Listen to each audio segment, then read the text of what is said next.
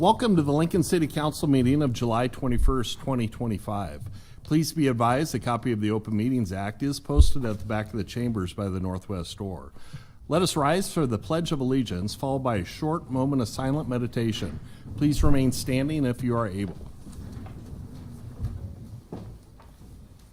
Pledge allegiance to the flag of the United States of America and to the republic for which it stands, one nation, under God, indivisible, with liberty and justice for all.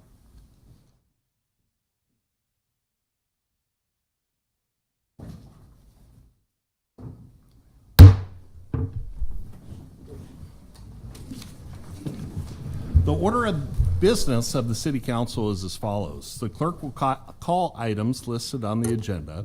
Under public hearing, anyone wishing to speak on an item must first register and sign in at the table located in the lobby. The council shall require any member of the public addressing the council to identify themselves, the name of any organization represented by such person, and their address, unless the address requirement is waived to protect the security of the individual. Each speaker should state whether they are speaking in favor of or in opposition to the item. Testimony is limited to 5 minutes per speaker. Anyone wishing to speak on an agenda item shall come forward after the clerk reads that item and the applicant has presented. After public comments, the applicant may make one short rebuttal. After all public hearings, the council will vote on resolutions and items listed under third reading. On the second and last Mondays of the month, immediately prior to adjournment, anyone may speak on any issue not on the agenda for that date nor planned for a future agenda. We ask that all speakers strive for civility and allow the business of council to proceed unimpeded. Will the clerk please call the first item of business? Our first item of business today for our City Council meeting of Monday, July 21st, 2025 is our consent agenda, sections 1, 2, and 3. All right, do we have staff reports on consent agenda? Please come forward. Welcome, Director. Good afternoon, councilors. Randy Jones, Director of Aging Partners. We have two candidates up for renewed terms on the area-wide council for Aging Partners. First one is Jenica Long. She's been an active member since 2018. She's been a valuable connection for us with the Native American community. And she was able to help us distribute some emergency supplies to 60 Native Americans during the COVID incident. And then Denise Alkali, who's been a member since 23. She's a very active volunteer in our community and also served us through her being a veteran. Great. So I'd like to ask for those renewed terms, please. Thank you. Thanks. Any questions? No.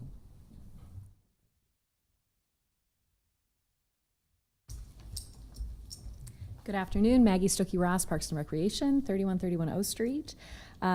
I hope it goes without saying that I fully support item 1C, which is the reappointment of Councilor Washington to the Parks and Recreation Advisory Board. I will say having her as part of our discussions with her expertise and experience has been invaluable. And for me, new to the field and new to this leadership role, having her as a mentor has meant a lot as well. So hopefully you have a lot of hard questions for her and not for me. And thank you so much, Sandra, and look forward to continuing to work together. Thank you, Director. Thank you. Okay. Is there any member of the public who'd like to comment on anything on the consent agenda? If so, please come forward now. Welcome. Hello, my name is Anastasia Fenner. I'm going to waive my address for my personal safety. I am here to, of course, be against items 1B and 1C, the reappointing of Tom Beckius and Sandra Washington to the Public Building Commission, as well as the reappointed of Sandra Washington to the Parks Recreation Advisory Board. It is my understanding, and I'll just read what it says on the Lincoln City website, that is the purpose of the Parks and Rec Advisory Board. It is to provide advice and recommendations to the mayor, city council members, and Parks and Recreation on long-range program development. Well, I don't know, but if you've ever been here with a claim against the city, you should know that Sandra Washington is the person who is in charge of the people who are in charge of the trees and clearly is doing a terrible job. There are so many Lincolnites that are having, no recourse for the damage that is done by city trees. And it's clear that nothing is being done to, adequately address the tree situation in Lincoln, which we have known since forever that anyone has been in this city, that, we're on the Great Plains. And wind is kind of a thing. Also, I think it's pretty gross to have Tom Beckius and Sandra Washington in any sort of capacity. Like, next to power, these two individuals claim to be, fighters for justice, but not only did they both introduce something that destroyed the last prairie, right, in, Lancaster County. Like, you introduced that, Sandra, and that is, destruction of indigenous land. And Tom Beckius, a realtor who, of course, doesn't care about, the conditions of the land, full-throatedly supported the destruction of Snell Hill. It should also be noted that these people do not deserve to be in any sort of decision-making capacity or advisory capacity because they are doing nothing in their actual power. They have more power than God at this point, and they are allowing General Dynamics to build bombs that massacre children, family, hospitals, clean water. That is what these particular individuals are guilty of. They have known for a very long time, for over a year. They have had countless emails sent to them by multiple people and organizations that outline exactly how the city of Lincoln, in a myriad of ways, is participating in the genocide of Palestinian people. They are aware of the public-private partnership that funnels city money into the building of bombs, right? I don't really understand how someone who can be in charge of parks and recreation or the betterment of any trees could possibly be the same person that allows the bombing of peoples to continue, or the okaying of a PepsiCo contract, because in the West Bank, Palestinian people cannot go and visit olive groves that have been growing there for, as long as the Palestinian people have been there, right? They are the stewards of the land. And instead, you and Tom Beckius, for that matter, voted to allow the city of Lincoln to have a continued partnership with PepsiCo. If Palestinian people try to go visit those orchards near the West Bank that are mere blocks from their houses, they will be killed. They will be shot. The bombs that are dropped on people in Gaza right now are being built here. You have been allowing it. These people are point blank responsible. There are mass horrors being built in the city that are passing through the hands of Lincolnites, that these people who are in these decision-making positions, who are then advisors to the mayor and to the city council itself, which is hilarious because, they're already members of the council advising themselves. That's real cute. But these people are definitively have blood on their hands, definitively are participants in genocide. Just because they're trying to crush it with their silence doesn't mean that there are not behaviors and actions that are going on. Just because you continue to allow people to be slaughtered because something was built before you were technically in charge, you are still guilty. You still have blood on your hands. And under no circumstances should you be in any advisory position, because it is clear that the only advice that you give is terrible, leads to death and the destruction of the last prairie that we have. All right, is there anyone else from the public who'd like to comment on our consent agenda items? If so, please come forward now.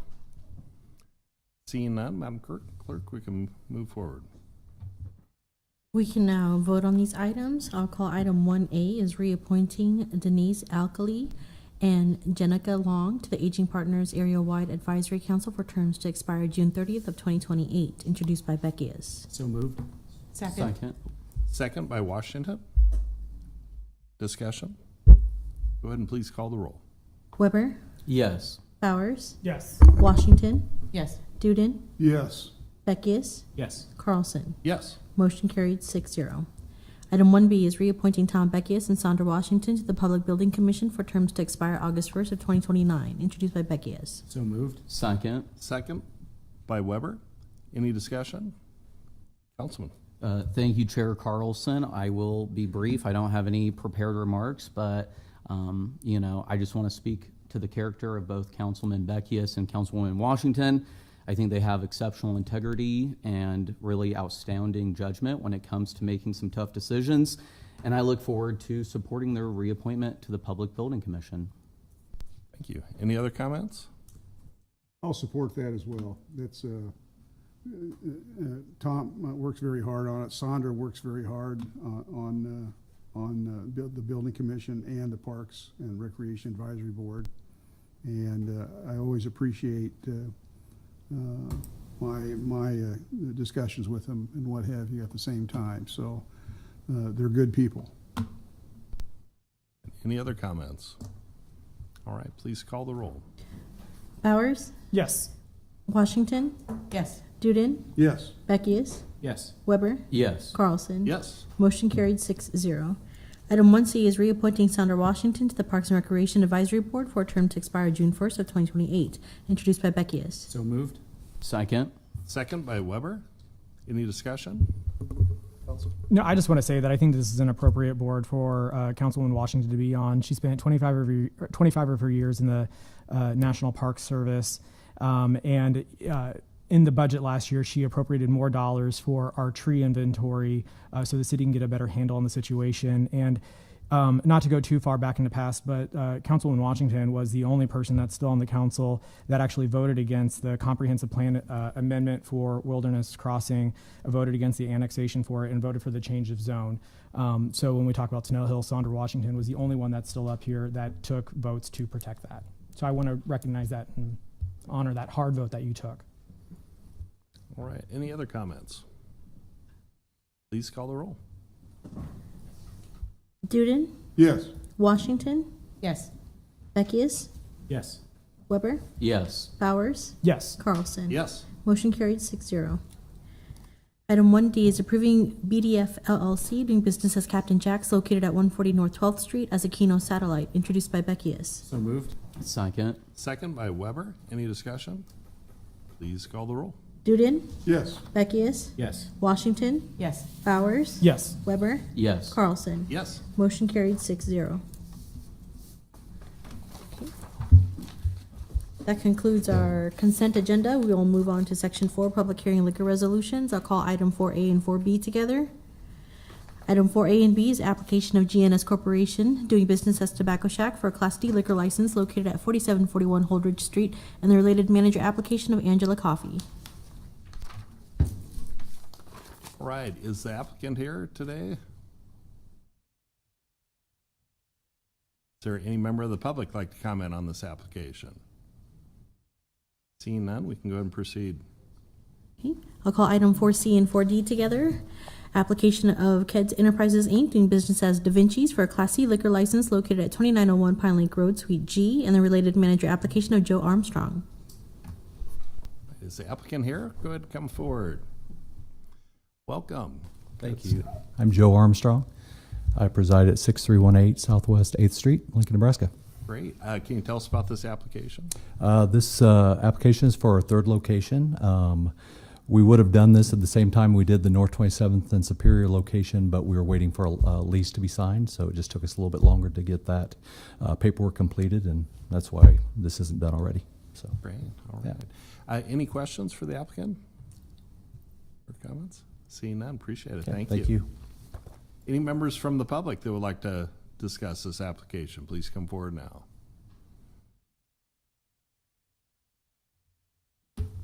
Seeing none, we can move forward. Councilman Duden. Yeah, I'd like to make a motion that we deny 4A and B and approve 4C and D. I'd second.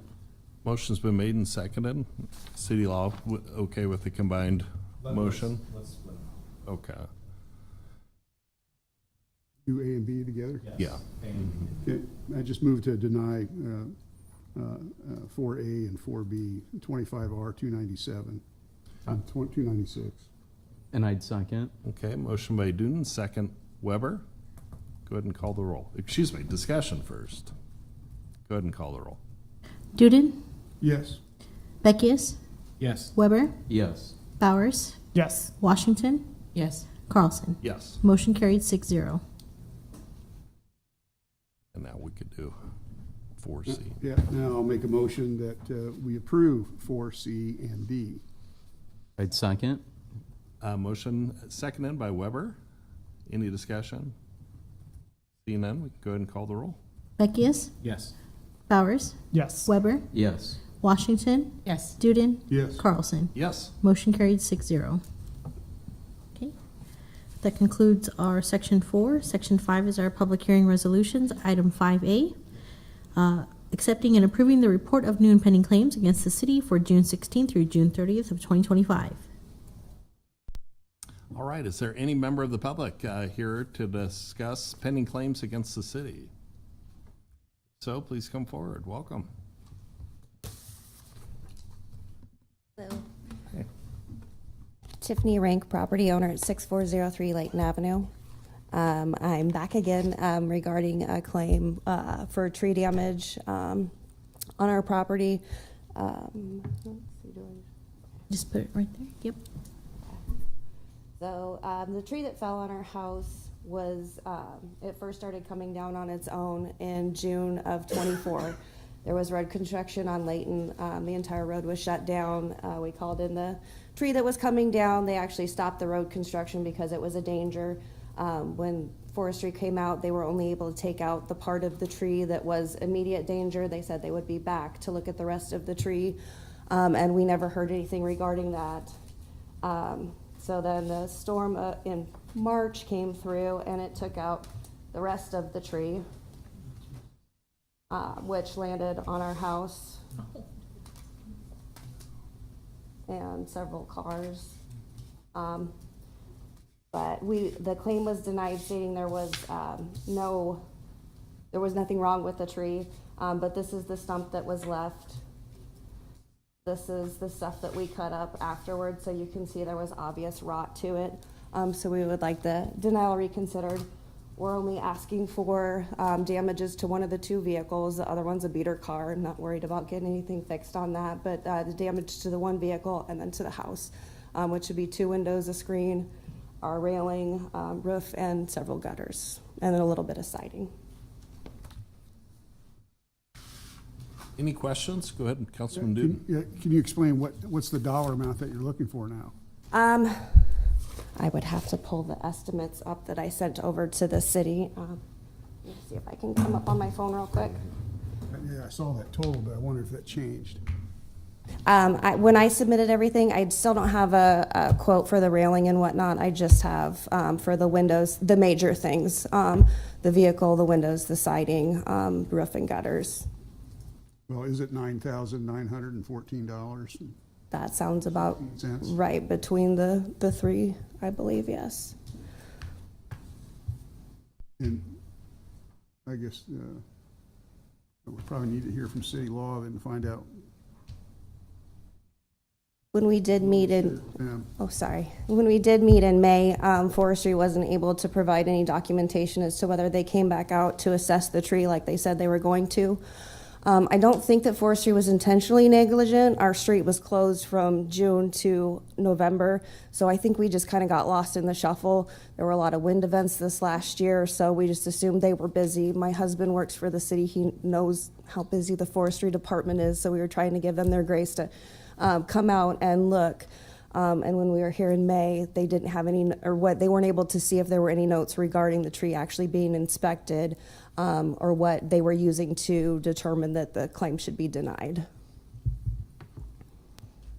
Councilwoman Washington. Chair Carlson, thank you. Ms. Rank, can you just remind me, I know you said it, It's but okay. what date did you first call in this tree? The first, it was taken down in June of last year. And is that when you called in the report? The first time, yes. And then the rest of the tree came down in March, and that's when we called it back in again, March of this year. Okay, so you called it in after the tree had come down in part? In part, yes, because it was still attached. It was hanging pretty low, and there was the road construction. It was a large portion of the tree, so it was a danger, and we also pointed it out to the construction people. Forestry and construction worked great together to get it taken care of quickly and whatnot so that they could get construction going again. Okay. And then when the tree came down, you called again in March? Yes. Okay.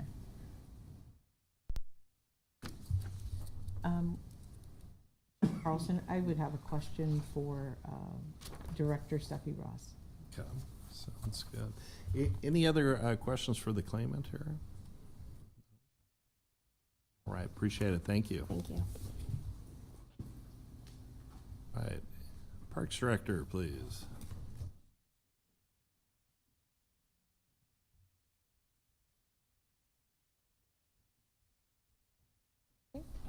Good afternoon, Maggie Stuckey Ross, Parks and Rec, and Lily, wow, just appeared out of nowhere is here as well. Attorneys will do that. Yes. Out of just nowhere. Director Stuckey Ross, a couple of questions.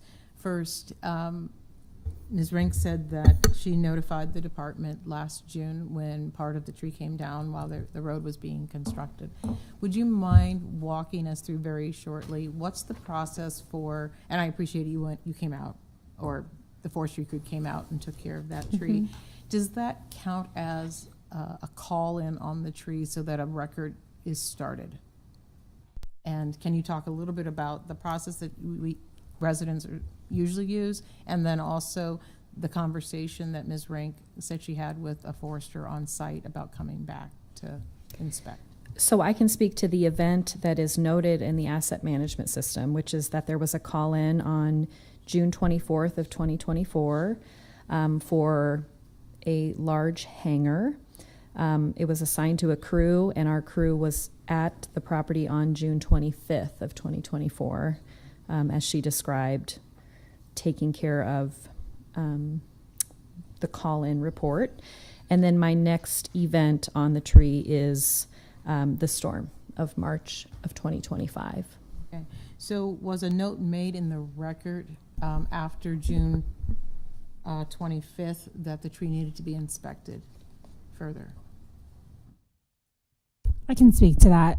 So I spoke with our city forester. He spoke with the inspector who was out on the scene, and he does not recall there being a conversation between him and the property owner indicating that forestry would return.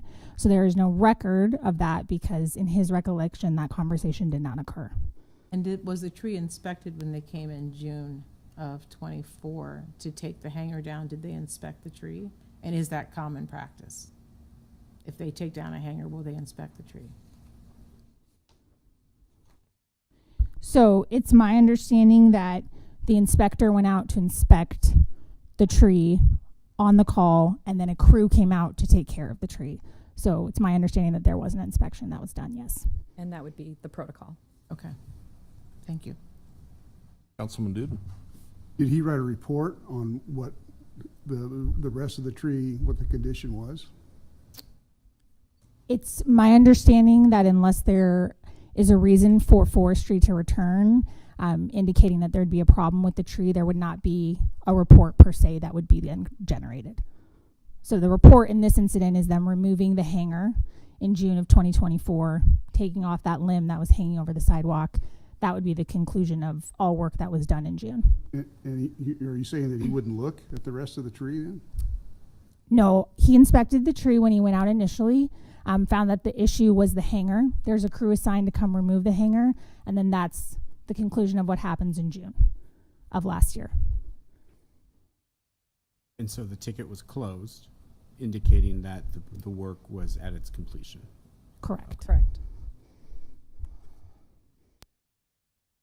Other questions? Both.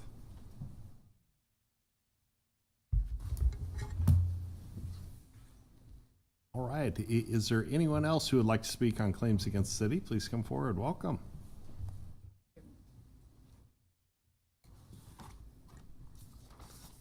You could start with your name and address and then. My name is Kim Schwartzman, 111 North High, Wilbur.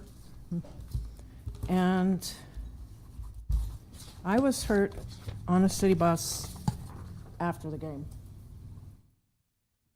And what it is that I ended up with a 40% compression fracture in my L1. The bus, of course, that was the shuttle from downtown University to South Point. There was a lot of traffic. We know it was a Friday night game. I can't tell you exactly what the address was where I got thrown.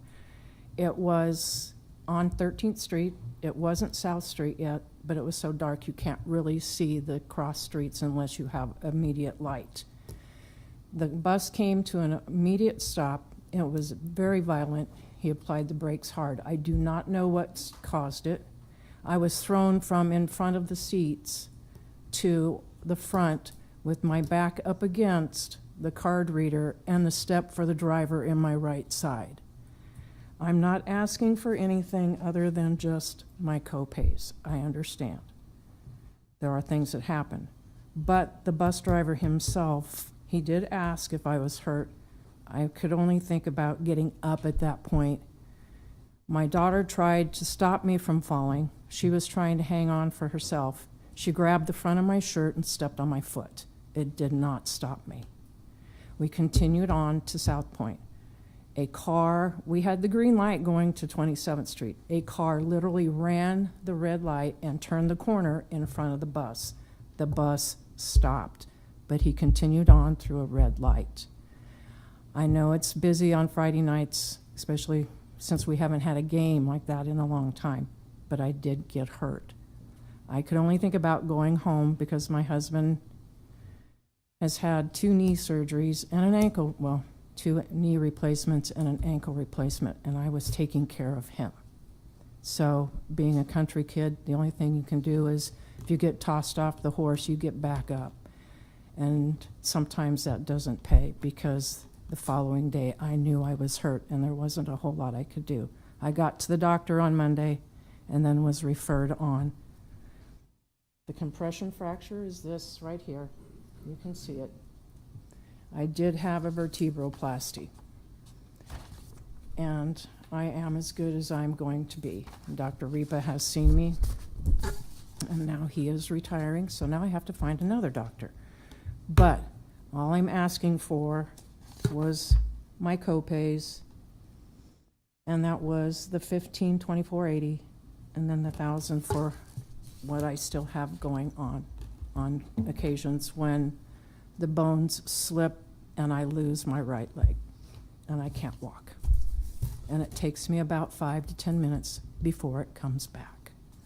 I am still in contact with my physical therapist. I have all my support belts, and I am still doing all the exercises that is required of me.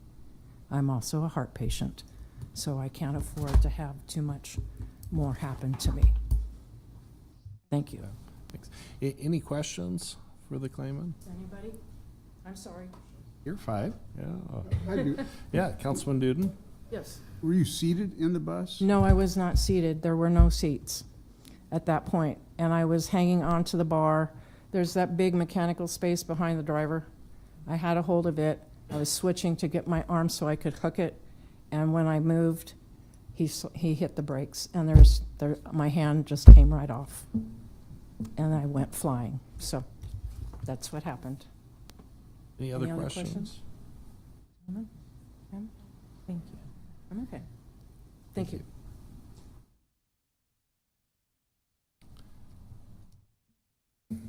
Right. Any other questions for city staff at this time?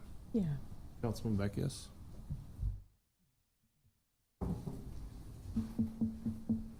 Elizabeth Elliott, Director of LTU, 555 South 10th Street.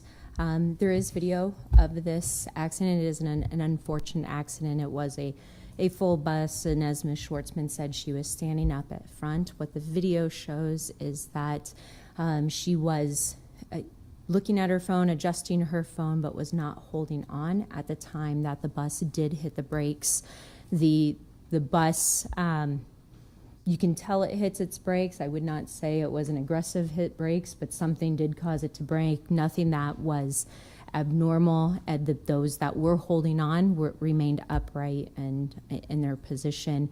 The operator was operating as he or she should and did not have any kind of inappropriate operations of the vehicle, and just accommodating for the nearby traffic that was there, and not performing any negligent movers. Sorry, I just overstepped. That's okay. Anything out of the ordinary on what would happen if a car did come out in front of you and you had to brake. Thank you, Director Elliott. Ms. Ely, in your letter, you stated that you'd reviewed the video from the bus of the incident and that it appeared that the StarTran bus was being operated in a normal and usual manner, as Director Elliott just stated, albeit perhaps not verbatim. Is that your continued assertion of your review of the video as well? It is, yep. So everything that Director Elliott said is similar to what I reviewed in the video. Thank you both very much. Appreciate it. Go ahead, I've got Councilman questions. Jones. Thank you. What's the capacity of the bus? So they were within the capacity of it. They were still standing behind the line. There's a line by the driver that we can't have anybody ahead of that, and there was sufficient. It was full, and she was right up to that line, but it was something that, again, under normal operations is not abnormal, especially on the Big Red Express, when people are wanting not to wait for the next bus and they're wanting to get home and to their car. But it was within capacity limits. That's the only question I had. Thank you. Thank you both. All right, is there anyone else that would like to discuss claims against the city? If so, please come forward now. Seeing none, we can proceed. We can now vote on this item.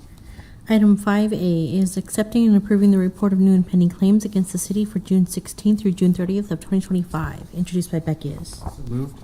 Second. Second by Weber. Any discussion? Okay, Councilwoman Washington. Yeah, I wanted to speak on Ms. Rink's claim against the city.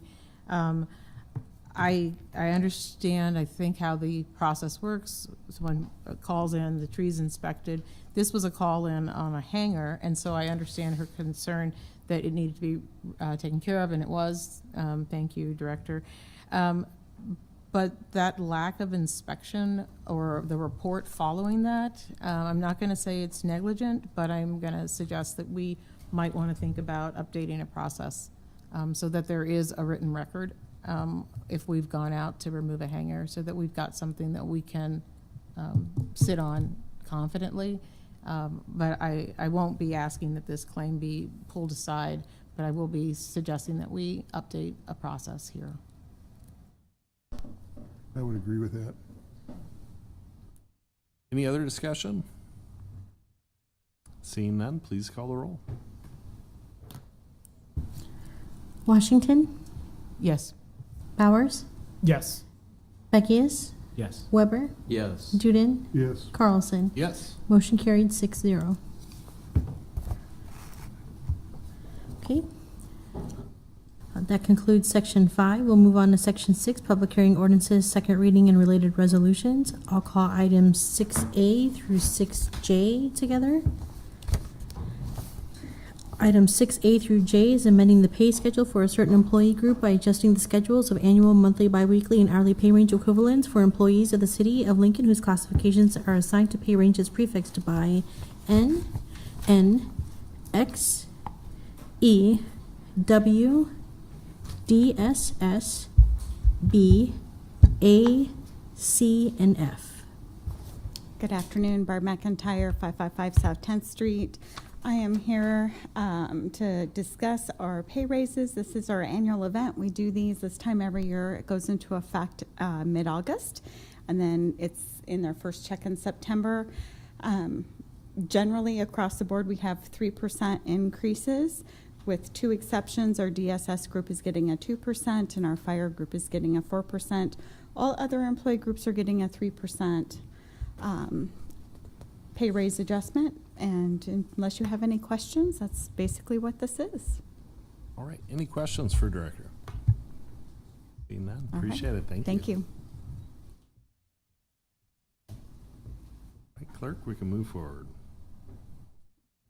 Is there anyone from the public that would like to testify? Is there anyone from the public that would like to testify on the pay changes? If so, please come forward now. Seeing none, we can proceed. Okay, I'll call items 6K, L, and M together. Item 6K through M is an ordinance authorizing and providing for the issuance, sale, and delivery of municipal improvement bonds in the amount not to exceed $25 million for the purpose of acquiring, equipping, renovating, and reusing an existing building for a new central library, and the related real estate purchase and sale agreement between Southeast Community College area and the City of Lincoln on behalf of the Lincoln City Libraries for the purchase of property generally located at 1111 O Street, Lincoln, Lancaster County, Nebraska, for a new downtown central library, and the related capital improvement program for the downtown central library project to decrease the funding amount and amend the funding source. Good afternoon, counselors. My name is Ryan Weber, Director at Lincoln City Libraries, 136 South 14th Street.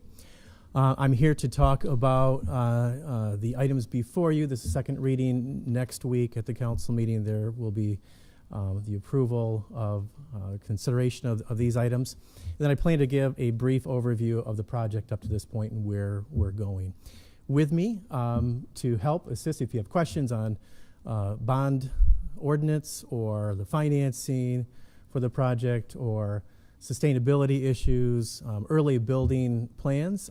I've got a team of folks scattered around the room here who are ready to step forward if needed.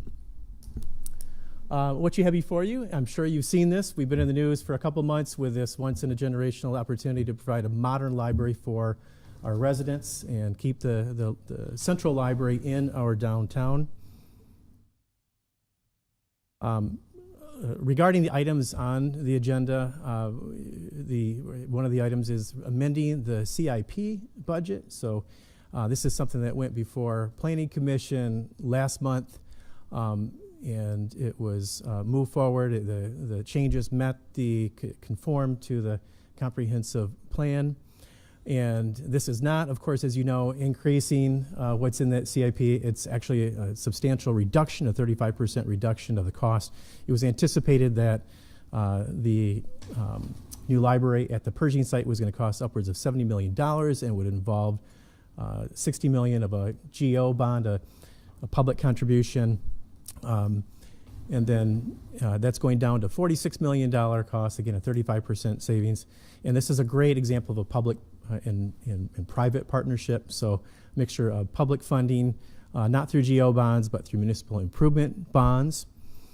And then we plan to raise $18 million in private funds to help support the project. The other issue is approval of the real estate purchase agreement.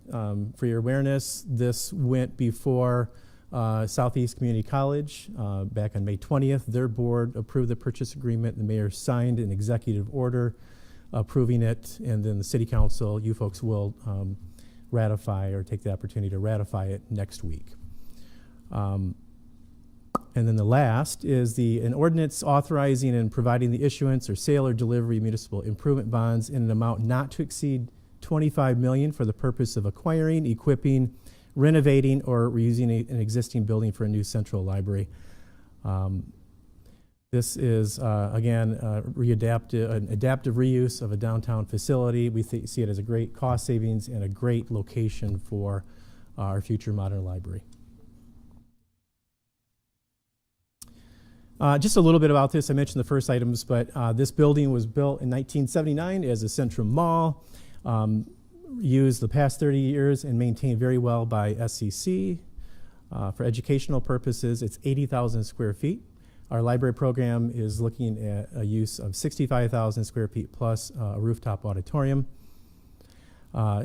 It's close to our bus route, our bike trail, has incredible parking with the city parking garage directly behind it, attached to it. So safe, dedicated parking for our residents, our patrons who visit the library.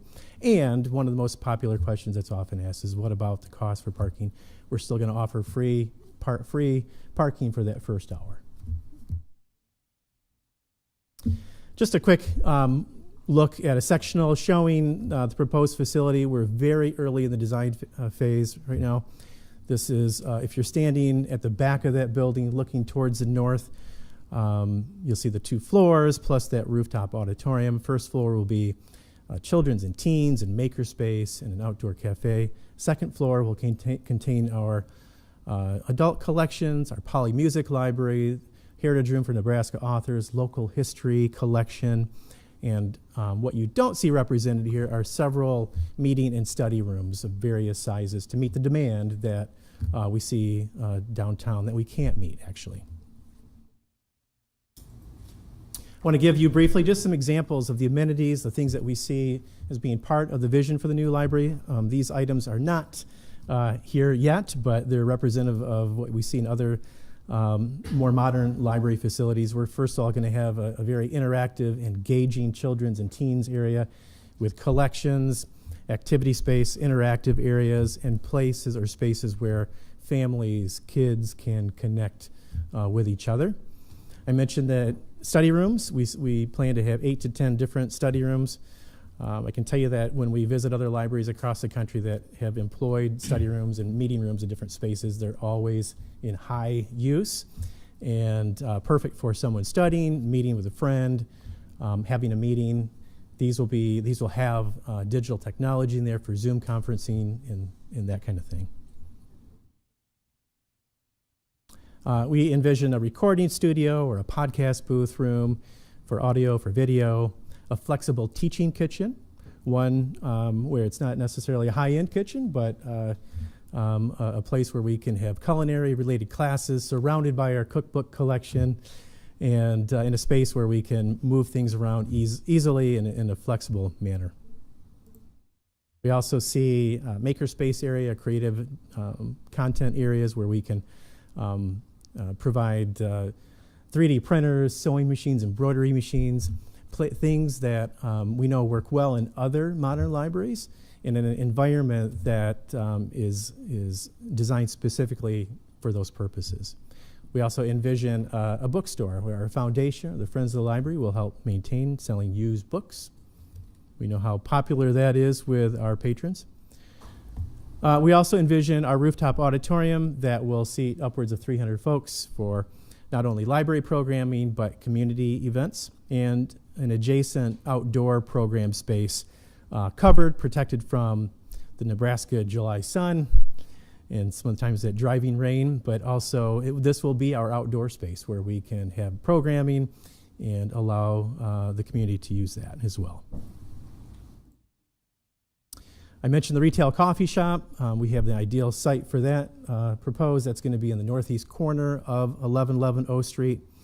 And we envision that being open before and after library hours and will be very popular. Some of the things also that I don't have images of, but that we're planning for are community art and exhibit spaces. We know how important that is to represent the community with art and display spaces within the new library. We've heard repeatedly it's important to have a quiet reading room, and we see how that works well in other modern libraries. This will be a library that will be mixed with areas of noise, and we want to be cognizant of the fact that we still need quiet reading spaces.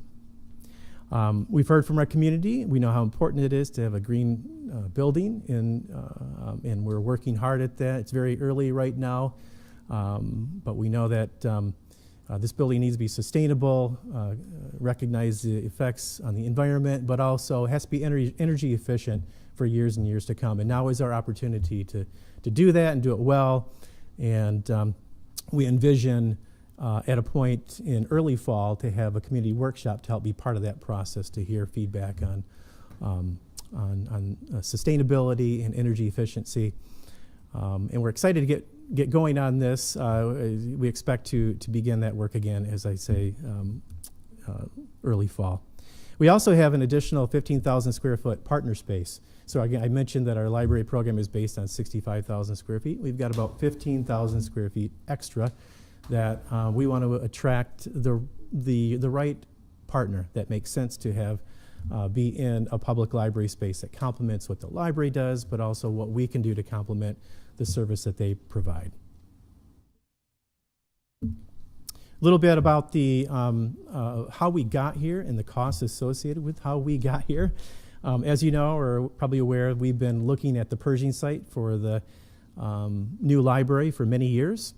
I think that we've had our ups and downs. Officially, the library, Central Library, has been on the CIP for 20 years, almost 20 years. It first made its appearance in 2006. And again, many of those years it's been targeted for the Pershing site. Last year, we worked with our Library Foundation. They did some polling, came back with testing that indicated that a $70 million project may not be what the community is looking for. So it was at that point where we decided to take a step back, look at the cost of what that would take to remain at Bennett Martin and still providing what we know that we need to provide, not only for now, but for down the road in terms of library services. And our architects at that point, just about a year ago, came back with a cost of $57 million, which basically would be a significant renovation, almost starting from scratch. And we still wouldn't necessarily be provided with the space and the opportunity at that location where we're at today.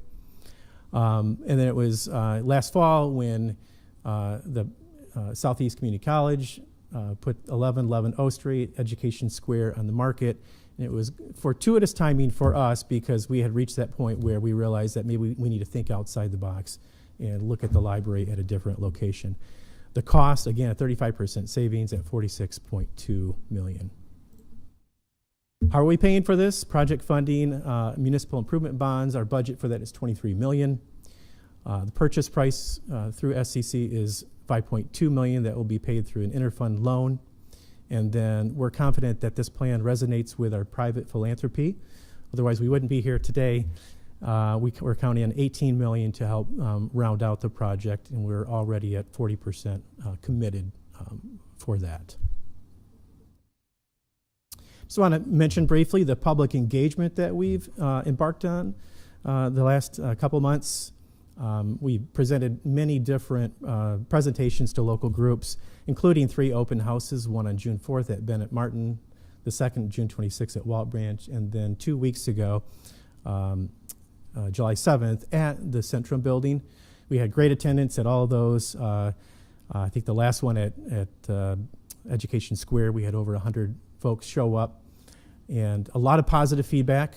I would say overwhelmingly what we've heard are that people are in agreement with the idea of the location, the cost savings, being close to the parking there, and but we had great conversations, received a lot of surveys and feedback back, and I've included some of that here. Again, green building and sustainability is a top topic.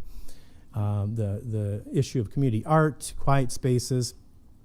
Patrons, lo and behold, still want to make sure the library has books on the shelf. They don't want it to be just a building filled with interesting spaces, but it's important that we build the activities and the spaces in this building on the essence of libraries, and that's printed books. We've also heard a lot of ideas related to special lending collections, or what we commonly see or hear of in library world. It's a library of things, so where we circulate potentially things like tools or seats. The accessibility issue has come up, and we're taking that to heart. We want to make sure that the building is designed in a way that is accessible to all of our community, and including things like hearing loops, bike storage, and accessibility throughout the building. What is our timeline? Well, we're making our way through this. Again, public engagement is just wrapping up. City Council this week and next week. Internal demo we expect to take place beginning next spring. Final design will wrap up in 26, with construction taking place between 26 and 28. And if all goes right and well, in time with Project O Street, we will finish after that and open in spring of 2028. I'd be glad to answer any questions you may have, or we have my team here to help as well.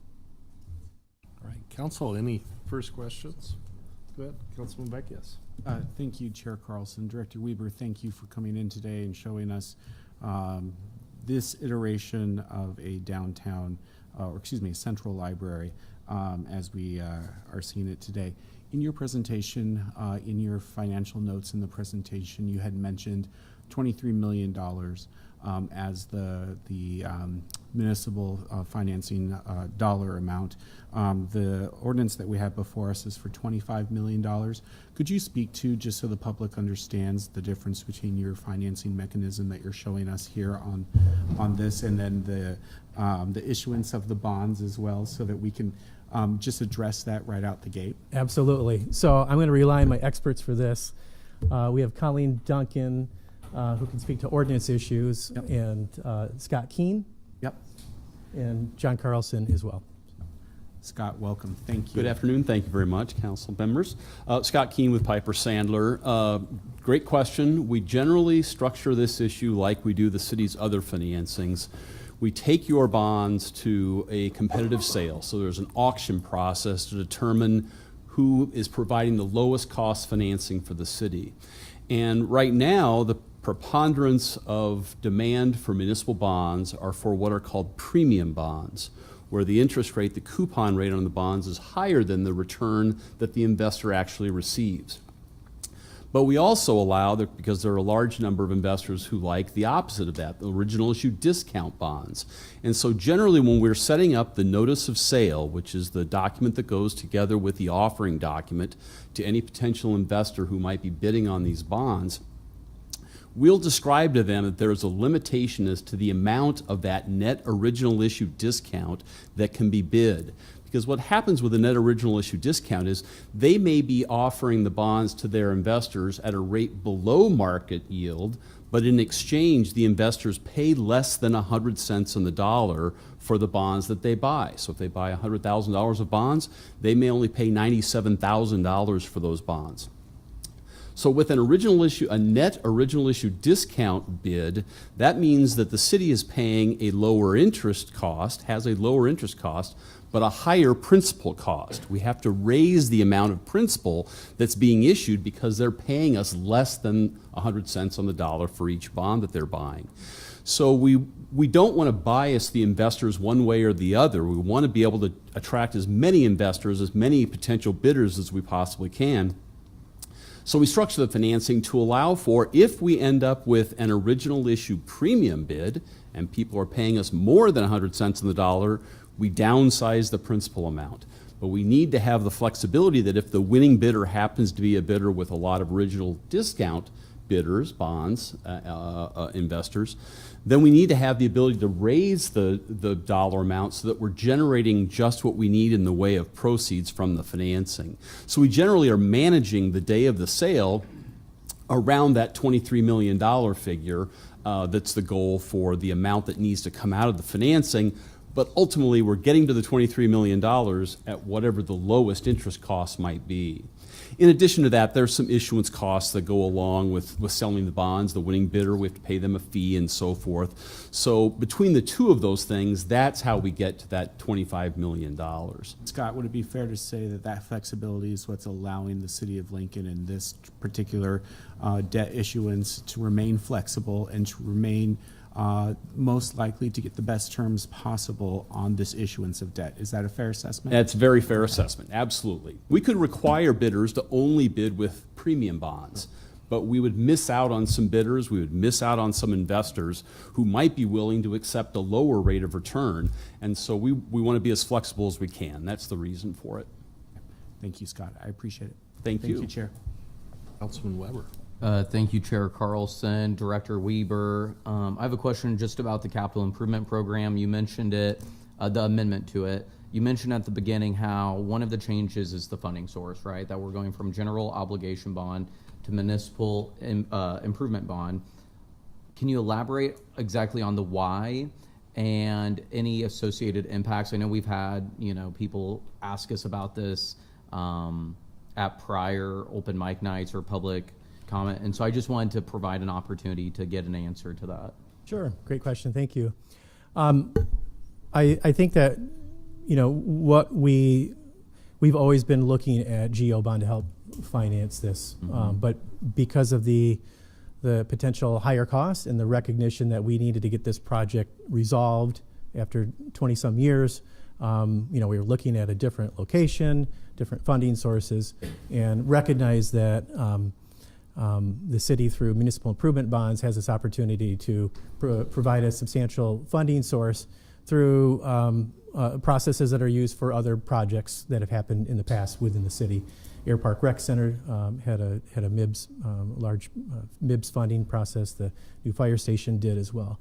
So the city has the opportunity to do this, and we still see this as a very public process where, again, after 20 years, we've had a lot of community engagement and thoughtful input and feedback opportunities the past several months on this project. I think it's a combination of looking at how we can get the project done, reduce our costs, make it affordable within the city budget to find the resources to make that debt service payment every single year, and still do the things that the city needs to do in all other areas. Would it be a fair characterization, I guess, that the change in funding source is directly related to the reduced costs of using this proposed location versus what was originally anticipated in the capital improvement plan? I would say that that's part of the answer, but I also think that in order to make this a successful public-private partnership, that really resonated with our residents, with our private philanthropy, in making that significant contribution that they're making. Alrighty, thank you. Great, thank you. Councilwoman Washington. Thank you, Chair Carlson. Director Weaver, I really, first I'm going to tell you I really appreciate the cheat sheets and the summary guides that you've provided to counselors here in the last week. We have a lot of folks who care desperately about the sustainability and the environmental footprint that this project will have, and I know many of them are here, so I don't want to take their thunder here. But you mentioned something in your presentation about an early fall committee or public committee process around environmental sustainability and design. And I wondered if you could just say that again so that give a little bit more flavor to that. Yeah, sure. So this is something that we know as a public facility, a very public building in Lincoln, and one that's going to be here for many more years. We have to do this right, and in all different areas. So, we're happy with the cost. We're happy with what this building, how well it's been taken care of, and what it's going to get us. But we also know that as we begin designing, refining the plans, and welcoming people, that the issue of sustainability, energy efficiency, reducing our costs, reducing our footprint is very important. So we want to take that opportunity to make sure that we do it right and take our time doing that. We're very early in the process. Matter of fact, one of these items, the MIBS funding, will help us secure the mechanism for maintaining cash flow coming up. One of those things is that we need to engage upon is a new contract with our local partner, our architectural partner, BVH. BVH has been crucial in this particular subject with us, meeting with myself, our Chief Sustainability Officer, Kim Morrow, to help set the path in how we're going to address this. So, and as I mentioned, we heard from so many folks at our public engagement session. So, I think as part of this process, we know that we're going to have this community workshop to deal specifically with this topic and hear from our constituents.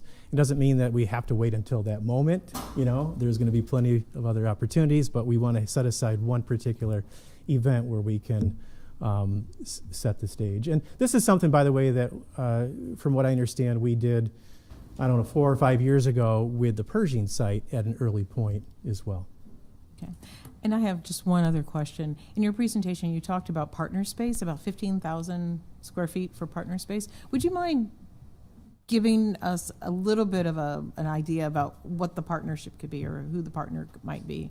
What maybe something you've seen in other communities? Yeah, I was just going to relate. What we see be successful in other modern library spaces are things that deal with lifelong learning. We often see museum, gallery, exhibit kind of spaces. I'm thinking of our partners, BVH, with their national partner, MSR Design specifically. When they designed the award-winning Missoula Library, they worked with a local children's science museum, local public media station, the local university. So where there are things that those agencies can do better that add a breadth and depth to what the library can do, why should we, as a library, fake it when we can rely on help with our outside partners to provide programming, activities, and make the library an even more valuable place to step foot in. You know, get your book, go to a program, attend a lifelong learning class from the local university, make something through the maker space that's being taught perhaps by an outside partner. Thank you. You're welcome. Other questions? Seeing none? Thank Go you. ahead and proceed. Thank you. Are there members of the public that would like to comment on this? If so, or excuse me, first off, please, I'd like to call on our mayor who's making her way to the stage. Sorry, I didn't see you here. Yeah.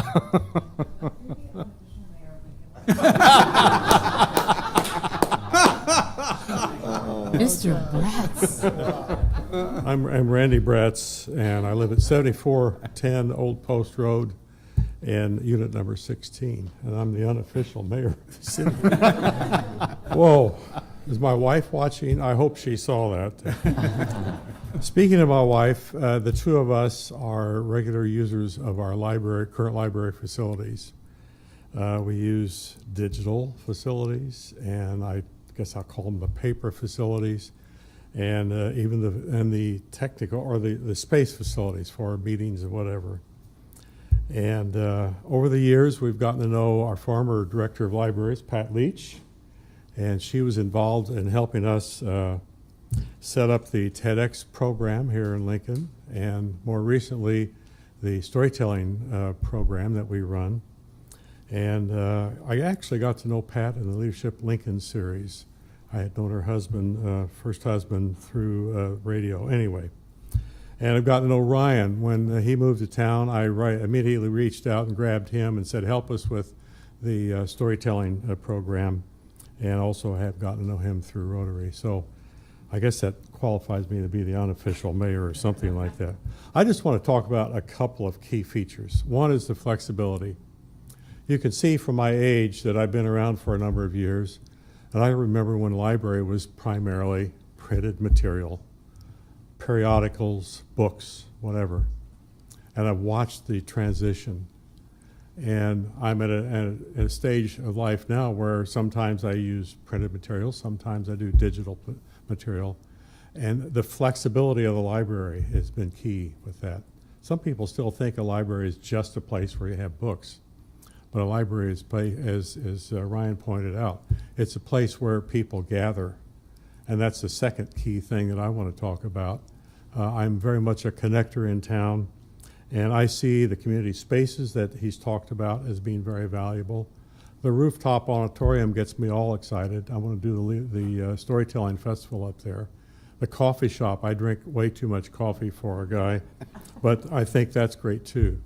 And the reason I think that the flexibility that he's talked about and the community spaces gives us as citizens an opportunity to connect with one another. And in this day and age, even the former Surgeon General of the United States talked about how isolated we are and lonely in some cases. And so I see our new library in the location and in the way it's being set up as being flexible and providing all kinds of space for people to connect. And that ties in with one little thing that I want to be sure and talk about, and that is the Thompson Forum, which has nothing to do with the library, but this coming year, the Thompson Forum will be focused on connecting. And I think that might set the stage to get more people excited about, hey, let's meet at the library and get a cup of coffee. Let's connect and talk through some of the differences that we have. So those are the things that I wanted to talk about today, and I'll go back to my office up on the 3rd floor.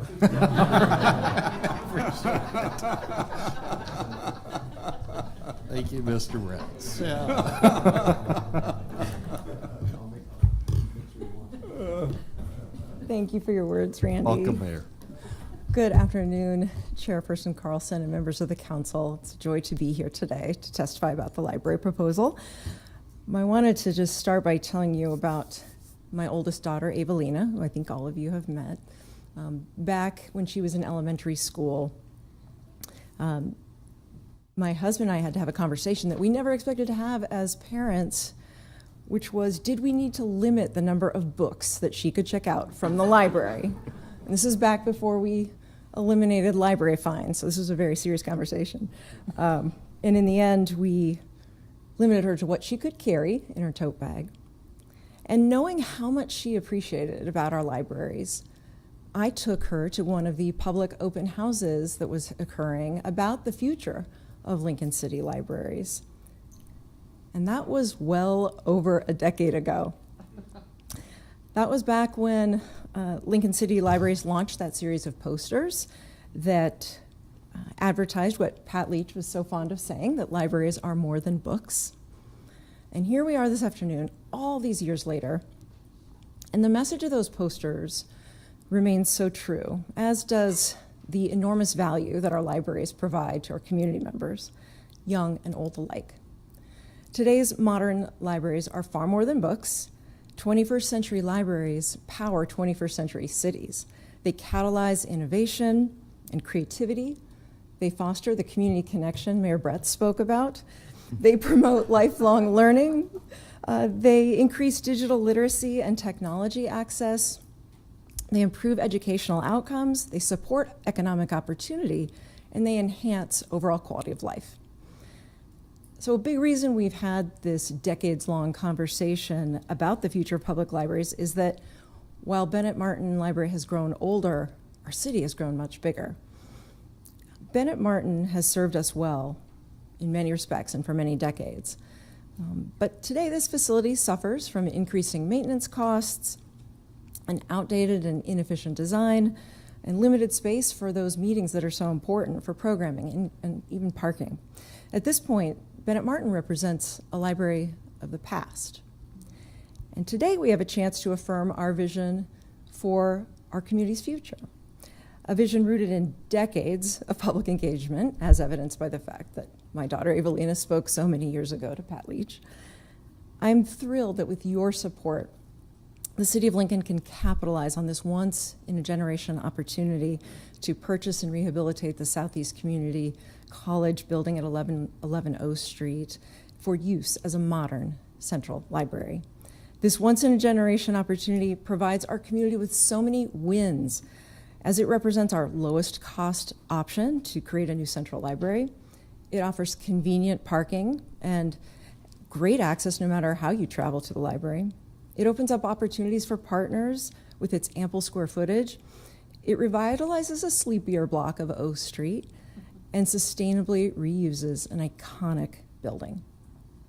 I want to thank everyone involved in getting us to this point, including all of the former and current library board members and former library director, Pat Leach, as well as former Foundation for City Libraries board members and executive director, Gail McNair. I want to say thanks as well to all of our library teammates, past and present, and a big thank you to Director Weber for his leadership and guiding us down this path. I'm also deeply grateful to the people of Lincoln. The outpouring of support for the new library has been incredible. Many of our community members have continued this conversation on libraries with renewed enthusiasm at our open houses, on social media, via email, and through letters to the editor. Our city team really appreciates the many great ideas that are emerging from this engagement, and it's everything from partner spaces to creative areas, meeting rooms, and even the types of seating they'd like to see. So many people share in the excitement for this new chapter in Lincoln's history. So I respectfully ask for your support of all three items on your agenda so that we may begin this new chapter for Lincoln. We cannot bring this vision to reality without you. Thank you.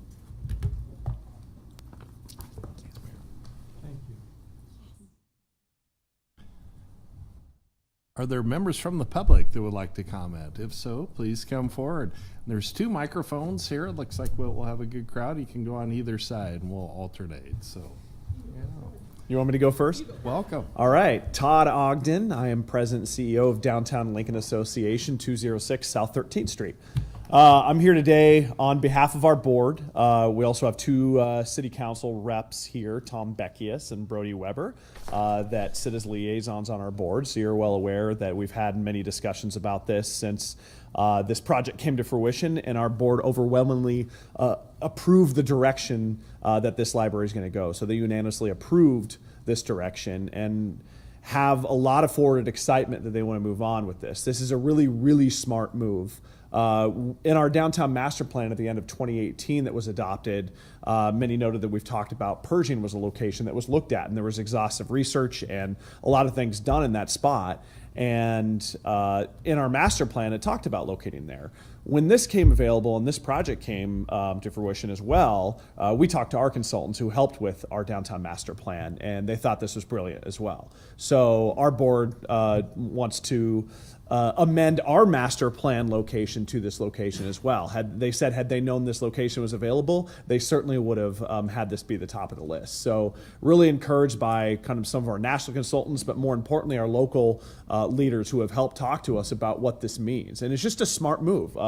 The city's been really smart with what this means from an economic development standpoint. Not only do we get a potential library in the center, in the heart of downtown that we truly need, that has attached parking, that revitalizes such a cool historic building and will make it that much cooler and that much more fun to see. It's close to the theater, it's close to residents. We're really excited about that, but it also opens two more opportunities. The current Bennett Martin location certainly will be a wonderful location to develop something, whatever that may be, along Beamer Street that was just announced a couple weeks ago as well, in the heart of our music district and our creative and cultural areas, and really excited about what that can entail. And then Pershing, that opens up Pershing for the second part of that block to have development. So this is a win-win-win. I mean, a lot of different opportunities are coming, more than just a library, but that's enough because Lincoln deserves this kind of central library, especially the users, especially the businesses, and especially the community. So I think we're just really excited about all of that. So just appreciate your leadership with the city and your leadership on council to help talk about this and talk about the benefits that we can get through this library concept. So thank you. Thank you, Doug. Thanks. Go ahead.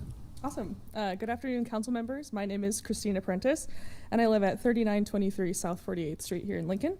I'm here to voice my strong support for the proposed new downtown central library project. I'm an extremely proud and frequent patron of our Lincoln City Libraries. I also serve as a member of the One Book, One Lincoln committee. As a committee member for the last 3 years, I've dedicated countless hours to our One Book, One Lincoln reading project.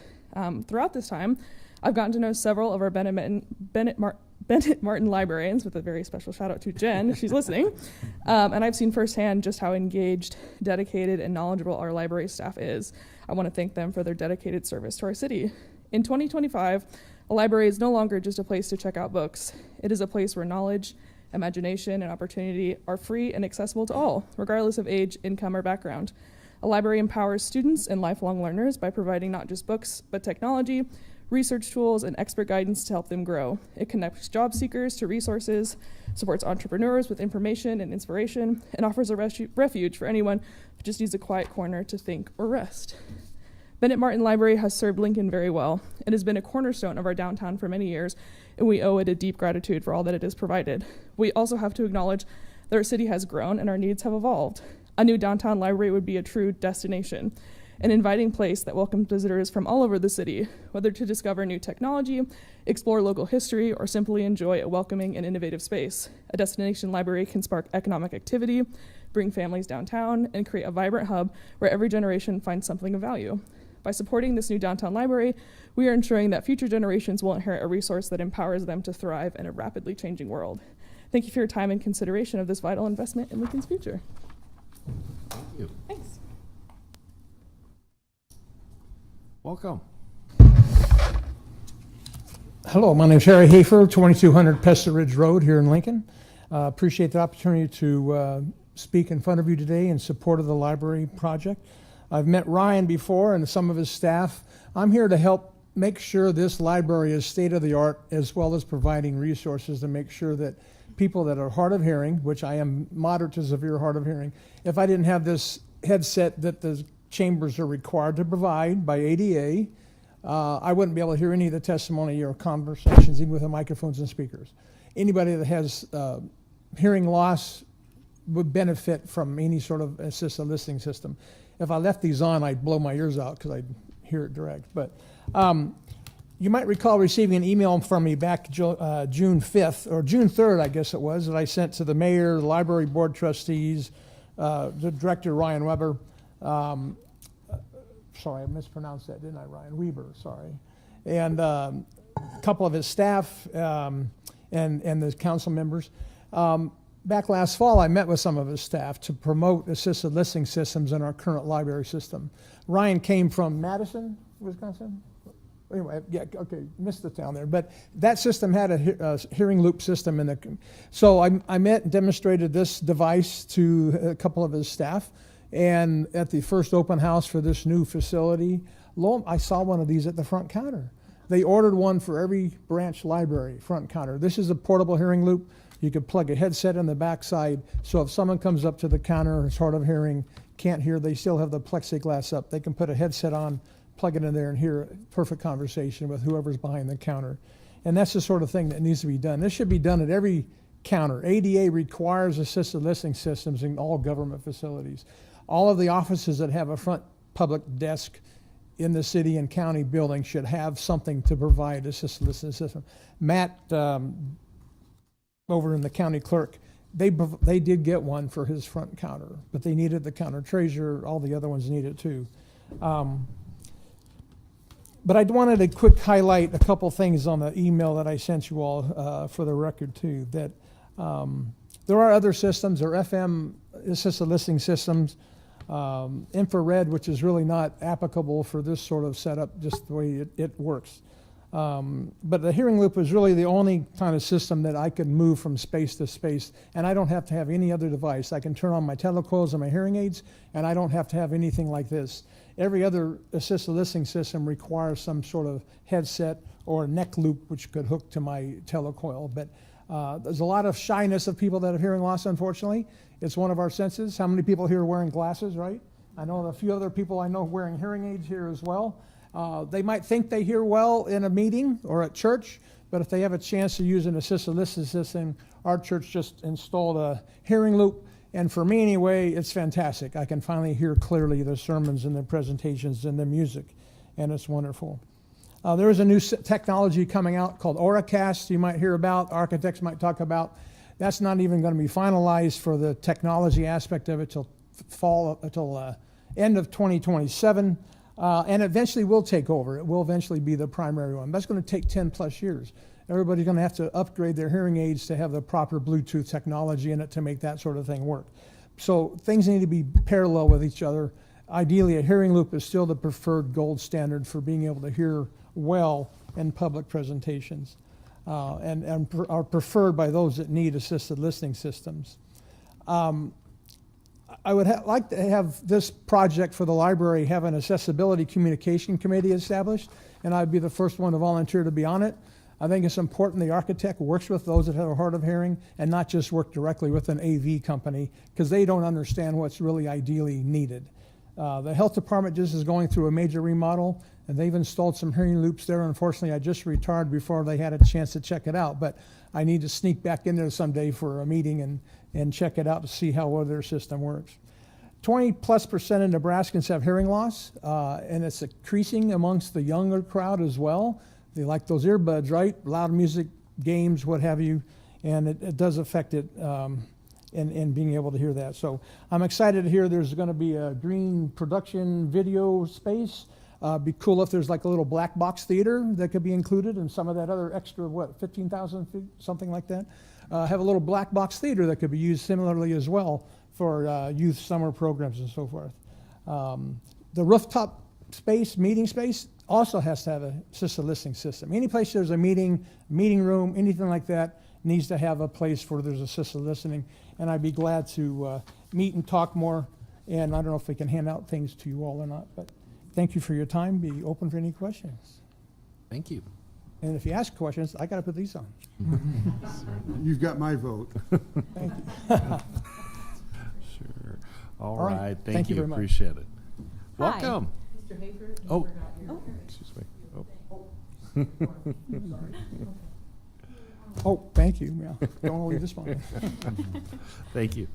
Welcome. Hi, thank you. My name is Erica Dale. I'm at 1616 South 21st Street, and I'm here as a mom and a library user. So the mayor, the honorary mayor, and the other speakers have spoken very eloquently about how imperative it is to have a robust, healthy library system that's up to modern standards, that's at the heart of our community. So I'm not going to repeat any of that and list the endless reasons why it's so important and is so important and improves the lives of the citizens here in Lincoln. But what I will add is that in a time where so much reliable, often unfact-checked information is flying around the internet, books are being banned, and history is being erased or rewritten, it's so essential to keep our communities safe and informed and educated. And the Central Library does just that, which by providing increased free open access to reliable information, a knowledgeable, incredible staff that can help people find that information, additional programming for all ages, more community outreach and support, and a modernized central hub to serve and lift up our downtown community. I'm a mother of 2 young children, 4 and 7, and we've been coming to the library, usually the Bennett Martin branch, but all of the branches for years. And we see so many familiar faces that do exactly the same thing every week. And I saw a recent Link to Literacy survey that said that the number of kids who said that they read between the ages, I believe it was 5 and 10, that read for enjoyment has dropped from 55% in 2012 to 32% today. So by creating better and easier access to the library, which for example is like a wonderful parking garage instead of the barrier of paying for a parking meter in downtown, and extra programming for babies and toddlers through school and teenage years, the Central Library will help foster that love of reading, imagination, learning, and curiosity for our community's kids. It creates an increased opportunity to build lifelong good reading habits and that thirst for knowledge and creativity in a safe, inclusive, and judgment-free space. And in a space that takes care of its community members. I want my kids to see that too. That's the other crucial component for me. In the new Central Library, because right now the Bennett Martin branch is in particular does so much to support and assist the downtown homeless and senior communities, just to name 2 of so many. They're a safe haven and a resource for so many in need, and a larger central branch would only add to the good that this incredible institution can do to support our whole community. So as a place where access isn't restricted by income, age, race, or ability, the Central Library would be a free, open, welcoming beacon of information, support, and connection, as you spoke about as well, for our downtown Lincoln community. Thank you for your time. Thank you. Welcome, Lisa. Hello, Lisa Hale, 7720 Viburnum Drive. I have had the privilege of being on Lincoln City Library's board since 2017. I fulfilled partial term of someone else who had to step down from the board and then was reappointed. So I will have the privilege of hopefully seeing this project through to fruition in 2028. You've heard a lot of testimony from a lot of folks about what this library could mean, and speaking as someone who has sat on the board for many or several years, and hopefully conveying what board members ahead of or before me felt. This is something that has been needing to happen for quite some time. Bennett Martin has been a wonderful place, but it is tired, and we need something different that will provide a good experience for our patrons in the downtown and central area of Lincoln.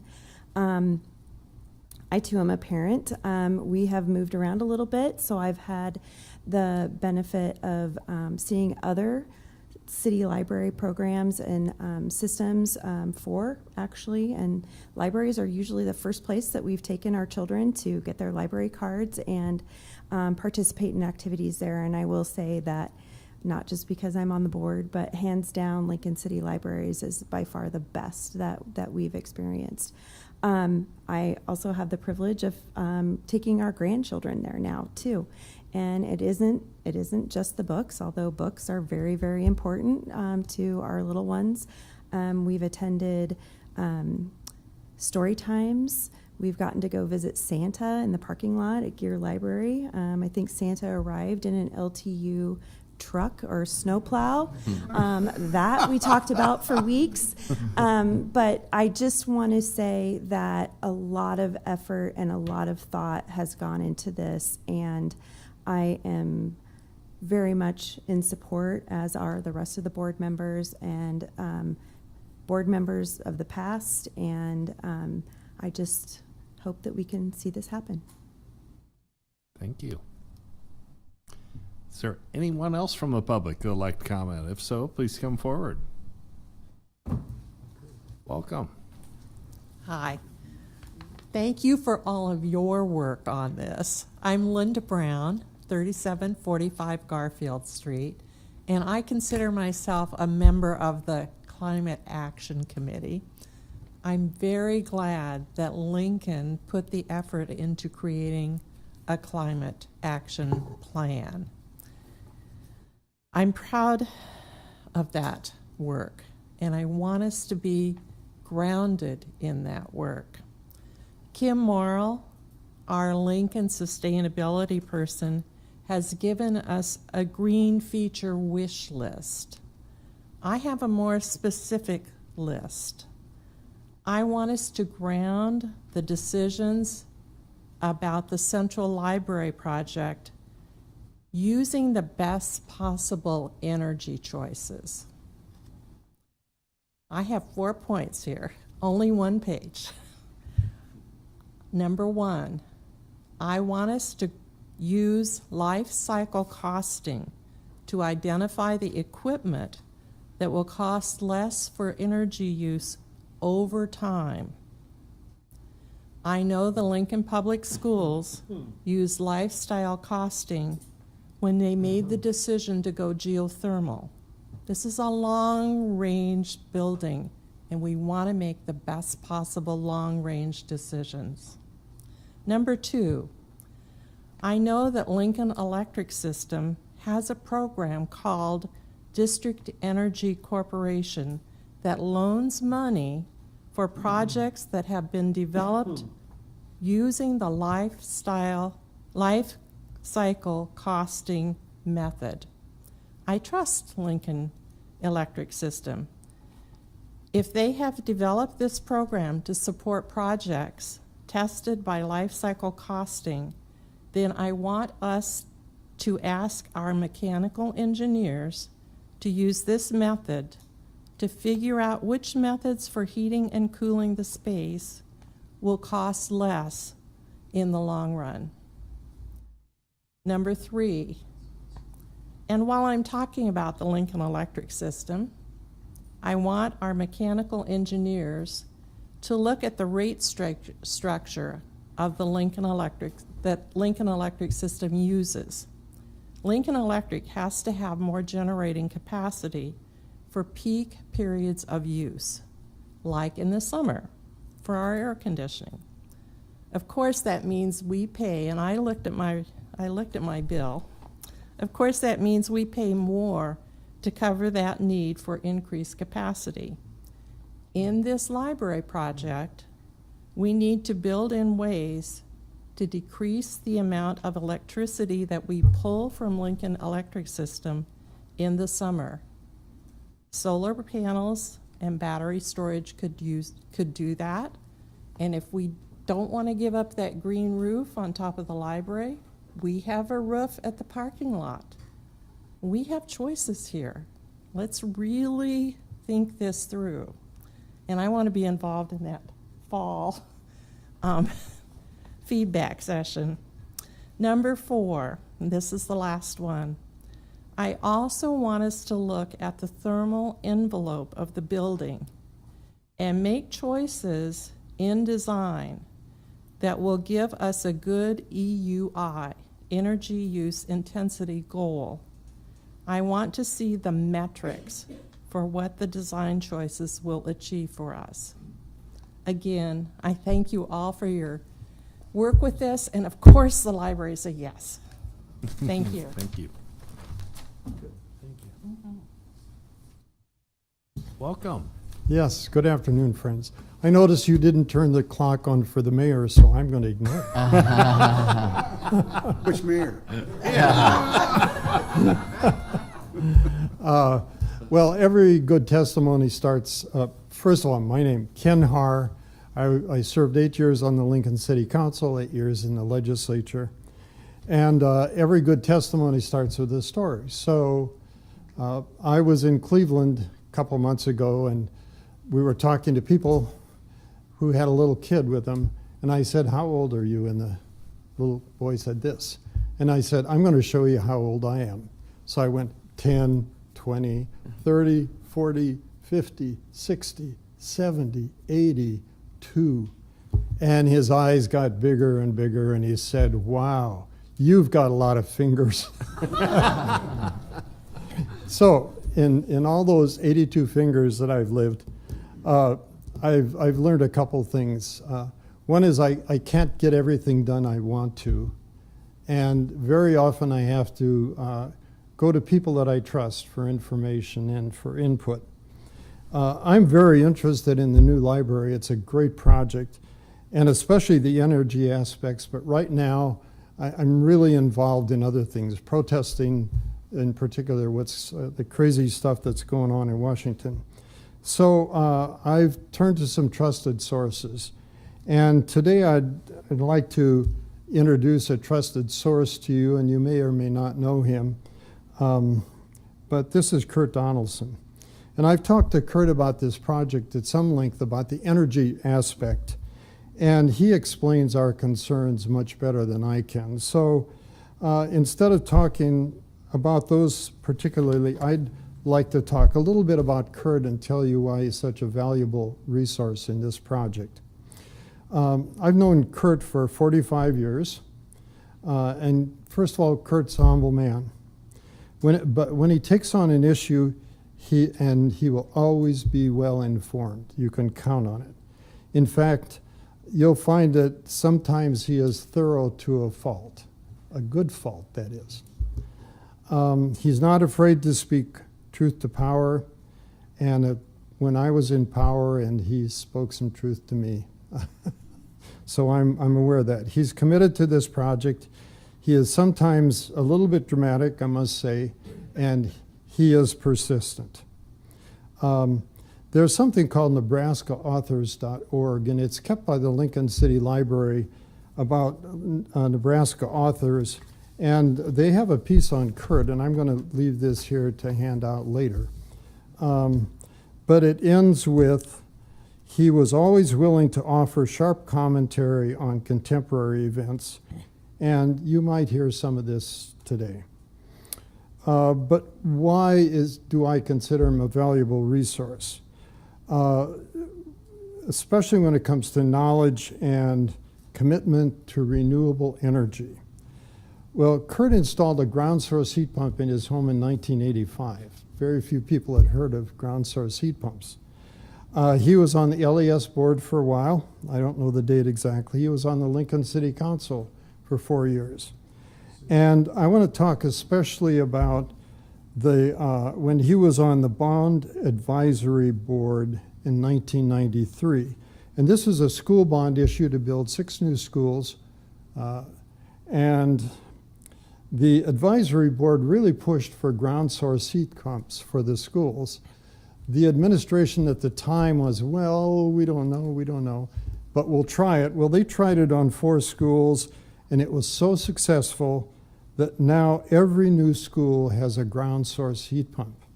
It's one of the largest geothermal projects in the United States, and it saves $4 million a year on energy costs, which I'm told is the cost of 65 teachers. So Kurt has really worked on this, on renewable energy, especially the idea of air source heat pumps, ground source heat pumps, for years and years. He does his homework. He's a very valuable resource. And I hope that when he talks that you will listen to what he has to say, because it's worth the time. Thank you very much. Appreciate all the work you do. I know what you do. Thanks, Gil.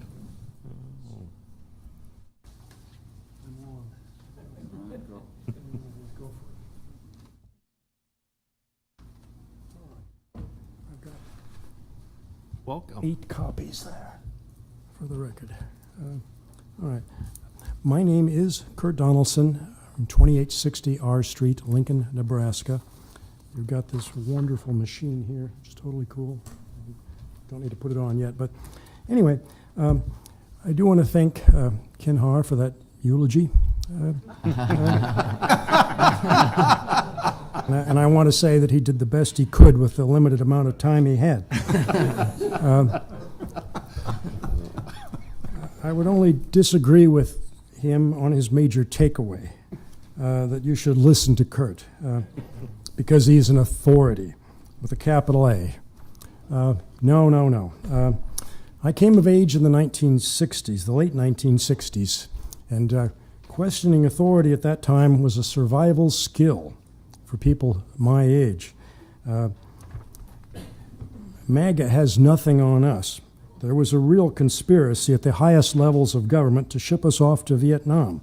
And if I had been ghostwriting for Ken, which I should have considered, I would have said, listen to Kurt, because he's still willing to question authority.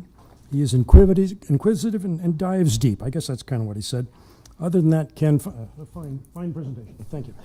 Yeah. But I do want to say I'm not entirely comfortable to be here today, because I do plan to speak to power, and I was trying to think, have I ever been critical of city government in all my time, and I couldn't think of a way. Except there was that time when I sued the city for the Crawford Trust when I was on the park board, and nobody knows anything about this, but at some point in time it will be considered the largest litigation in the city's history. So look it up. It's an interesting story. But that's not what I'm here to talk about today. In an email sent to me on my previous testimony, which you've received, sent to me on the council on Saturday, James Michael Bowers said he'd like to hear my take on the 2-pager sent out Friday afternoon titled Sustainability Priorities for the Lincoln Central Library. I'm happy to oblige, James, and happy to once again change my whole approach. As I said in the postscript to the previous testimony I received, the evolution of this draft has been constantly beset by new information and insights. It's been a struggle. Anyway, got the sustainability last Friday afternoon about 6 o'clock, and the reading of it was frustrating. It was like trying to canoe down the Platte in July. I've actually tried that. Sustainability, the flyer, is a symptom. I read it very carefully, and I will give a prognosis right now, and it's a tough one. I think the new library will talk the talk, but it will not walk the walk for energy efficiency, as things are kind of going on now. I think that's a true statement. Then what would I propose to do about it? Well, Ken said, listen to me, and it's very short.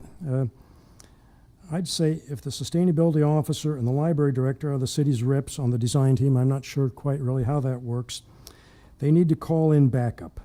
I think the city needs to hire its own engineer and architect to question authority with authority. They would be able to, quote, challenge assumptions, prevent groupthink, identify potential flaws and risks, and promote deeper understanding and innovation. I couldn't have said it better myself. That's why I just cribbed it off the internet. But you can do it too if you ask the question of the Google, would a devil's advocate be useful in the architectural design process? And I think you might get the same answer I did. Sometimes they vary, but that was a good question, and I thought I got a good answer for it. I can't say how an architect and engineer would challenge the assumptions of the sustainability flyer. I can only show what I can do as a carpenter. I'm going to start with item number 3, high-performance envelope. What is a high-performance envelope? Well, basically it's the walls and the ceiling and floor of a building that have above-average insulation. They better resist the flow of heat in and out than the average building. And our value of 20 to 30 is the given range for a for a high-performance envelope. I think myself it should actually be between 25 and 30, but I'm just reporting what I found. R20 is the Lincoln City Code minimum R value for commercial buildings and maybe for residential also. And here's my understanding of how the minimal insulation requirements for commercial buildings in Lincoln work. They have to have an average R value of about 20. It varies a bit by wall types. That is 5 minutes already here, but I Oh, believe we have a damn. question here, so. Thank Councilman you. Weber. Yes, thank you, Chair Carlson. Mr. Donaldson, we have your written testimony here. I was wondering if you could just elaborate a little bit more on the point you were making and conclude real quick the points of your written testimony. How do you feel, James Michael Bowers? That's what Councilman Weber, who you actually were the Northwest Mhm. person, right? Yes. Yeah, Yes. yeah, We yeah. have some District 4 legacy Yeah. and the North Lincoln legacy with Ken, Kurt, and Carl. So, Okay. in good company. Well, yeah, you've got my written testimony, and I did that to be prepared, and there's good stuff there. But let's just. I'm sorry. Yeah, if you just would like to elaborate on the points you were making before time. Certainly, I will. Yeah, my understanding of the code is that if you have an average R value of 20, if you've got this large expanse of windows in the library that have an R value of 10, then you have to balance that off with an R value of 30 to get an average square foot. And I think the project is going to have a real expensive time getting to R30 to get that average walls. So that's in my testimony. And just what I would say in conclusion, I think the project would benefit from more official scrutiny right on the ground, working every week with the architects and engineers. I think it would cost more money. I think it'd be worth it, and I'm willing to put some money in towards it. So thank you very much. It has gotten late. Thank you. Yeah, okay.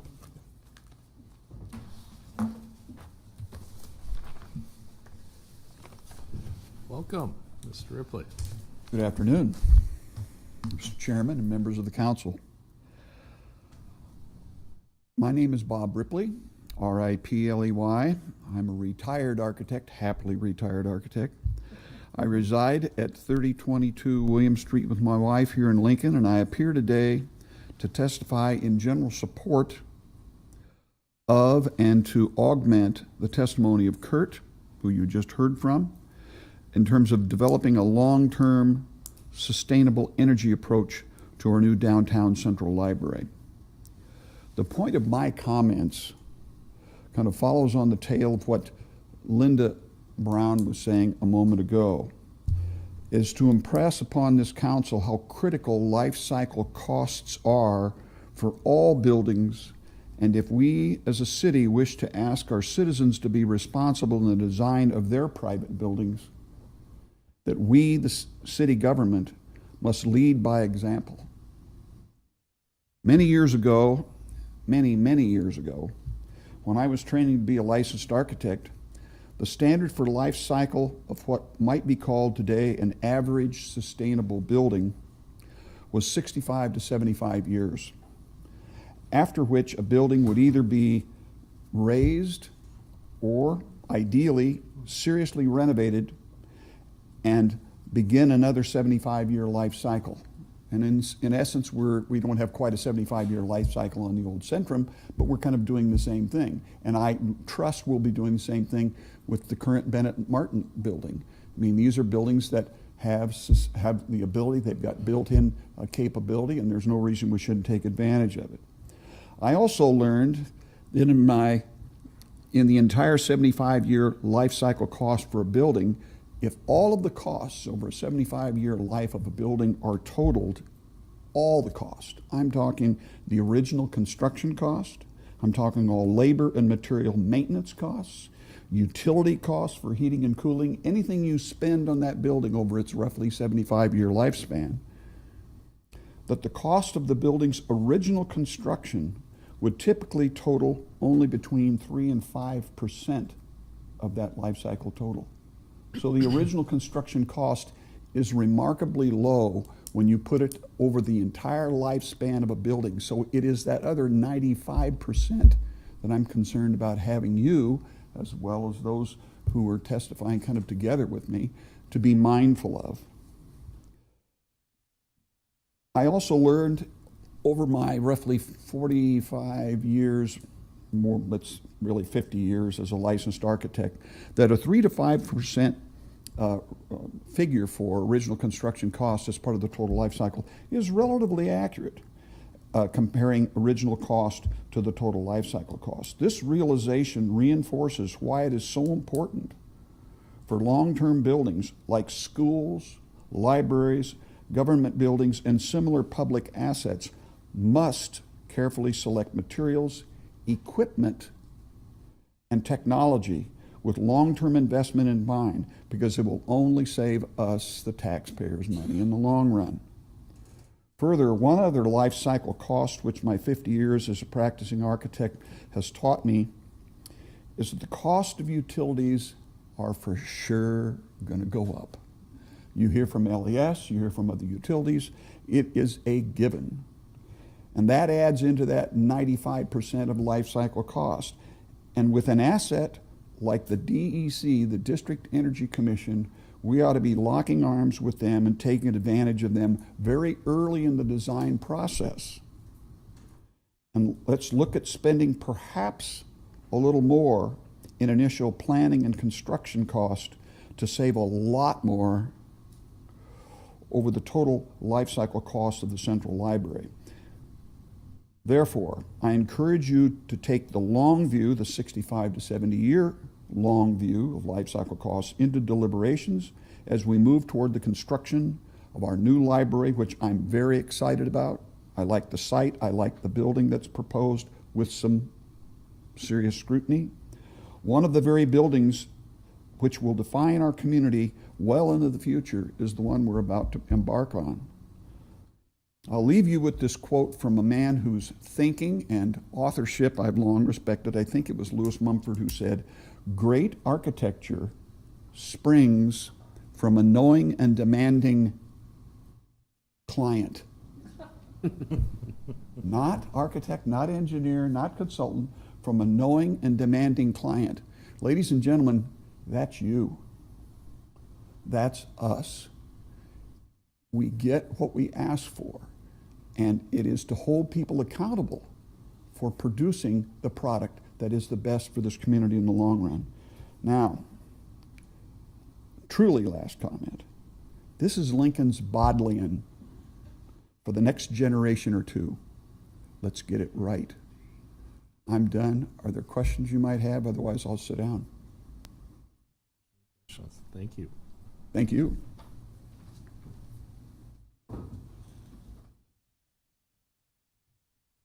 Welcome. My name is Rebecca Sate. I live at 1971 Sewell Street, and I am speaking on behalf of the Lincoln chapter of Citizens Climate Lobby. We're very excited about the potential of the Central Library project, and we're encouraged when we saw the document titled Sustainability Priorities for the Central Library.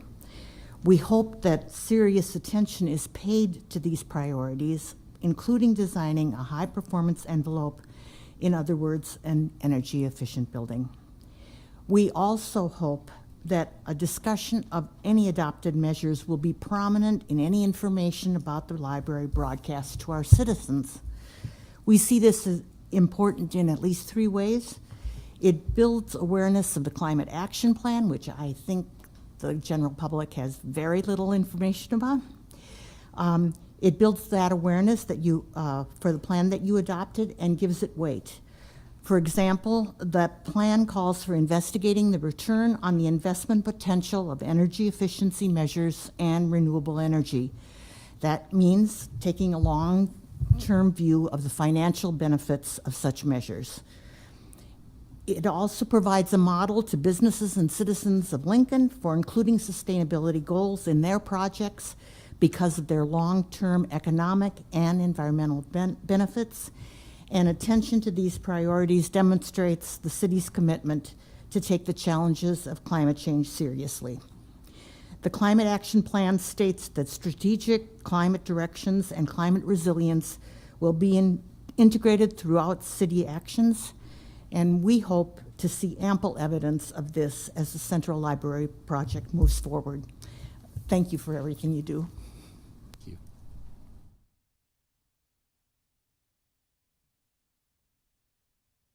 Welcome. Good afternoon. My name is Gene Handel, and I live at 2710 Ryan Street. And I recognize that your focus today is on for the public hearing is on the acquisition and financing for the new Central Library. And I encourage you to approve the items in front of you today. But I want to take this opportunity to talk about the importance in prioritizing the environmental features for the library. You know, due to the tariffs on building materials and worker shortages, construction costs are rising significantly. And in many new construction and renovation projects, when the money gets tight, environmental features tend to drop off the plan. We all want to see an attractive and welcoming Central Library, but I believe it's important that we not sacrifice the elements that are sustainable and minimize future energy costs.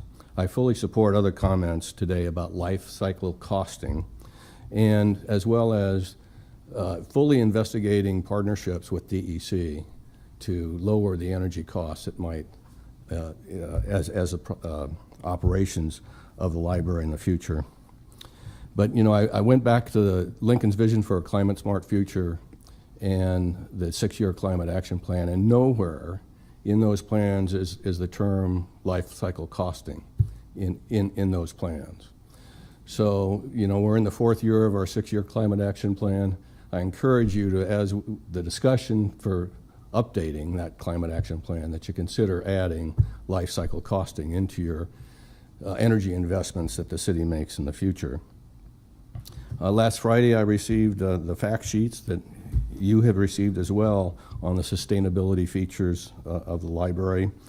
And I was pleased to learn that the city will be establishing a performance metric for early in the design process on the energy use intensity for that building. I think it would be great if that same EUI performance metric was applied to all city buildings, and look at strategies how that can be improved at some point in the future if funding is available. So I'm looking forward to learn more about the energy efficiency features that's going to be in the design in the coming months, and I hope to participate in that. But I also encourage you to ensure that the city prioritizes energy efficiency and renewable energy if the money gets tight in the budget. So please consider that. Thank you for your time.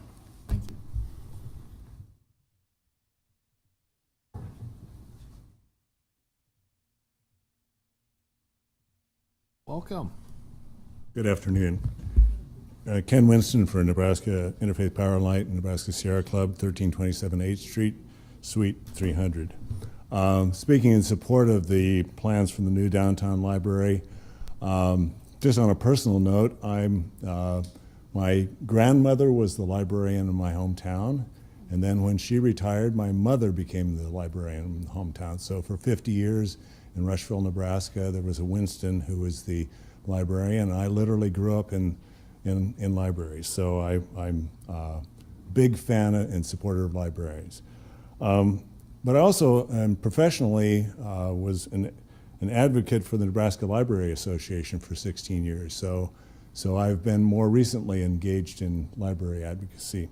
So I know that libraries represent a vital component of our educational system and also of our civic system, as previous testimony has indicated. And also they're a great investment, as the mayor indicated. They provide the best bang for the buck for our education and civic resources. So speaking about the sustainability aspects, I was glad to see the things that were listed on the sustainability fact sheet: high performance envelope, efficient HVAC system, and healthy materials.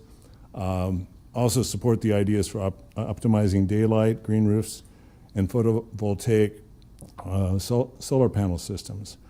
However, I also want to echo the words that other folks have spoken about and give a little bit of kudos to the Kurt Donaldson story. Because 30 years ago, I was on the Lincoln School Board, and I'm the guy that appointed him to the to the Construction Advisory Committee. We just passed a bond issue to build 4 elementary schools and 2 middle schools, and so there was a Construction Advisory Committee, and Kurt was the person who came in and said, let's do ground source heat pumps. And there was a lot of pushback against that idea at the time.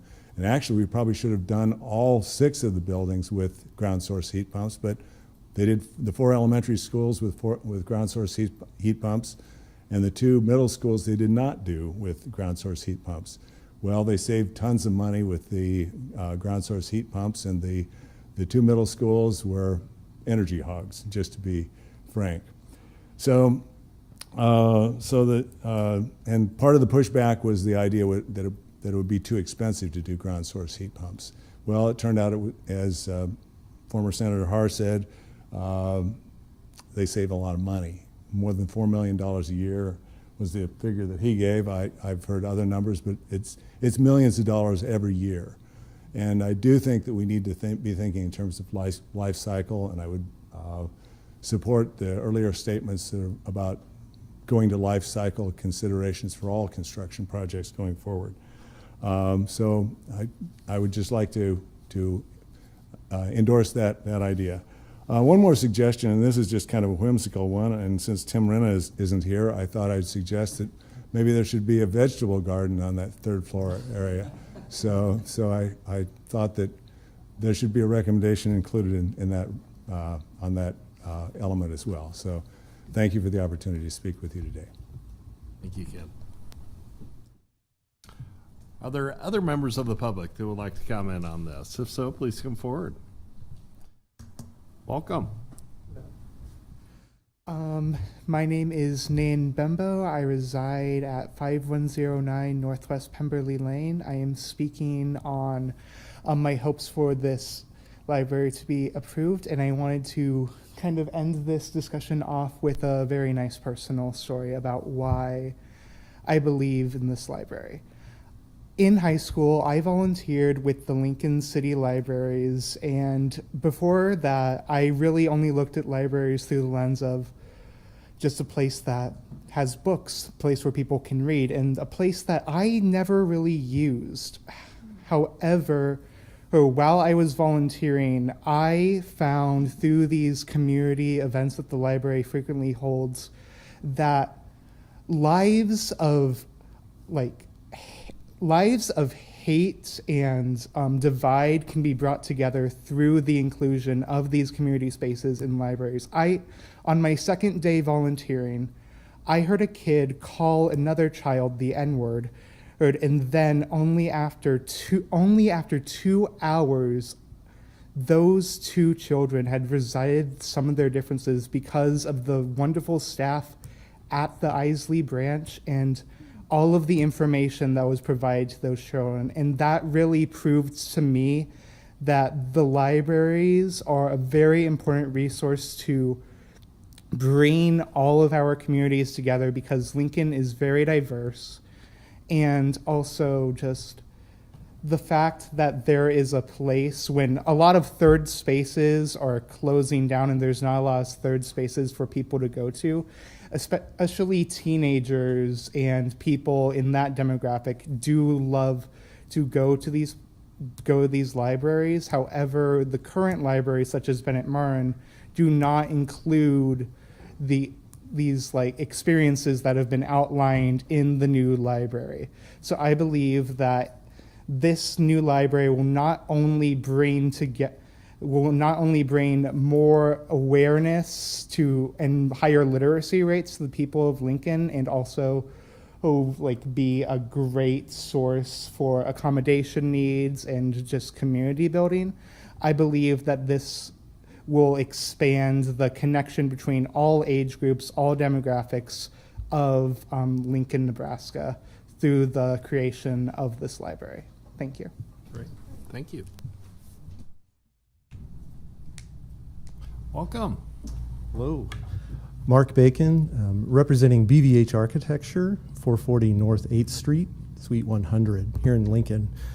I do want to just appreciate and acknowledge the passion that we have in this room for the project, right? Lincoln has gone through many decades of considering what the library system and, more importantly, how library service would be offered. The Central Library is obviously a grand vision as part of that, and will continue to make the library system relevant within the city of Lincoln. Also in concert with that is, as you've heard the impassioned pleas for sustainability and thinking about this project not just in terms of what the dollars and the service that are today, but how it continues to be a viable community asset for decades to come.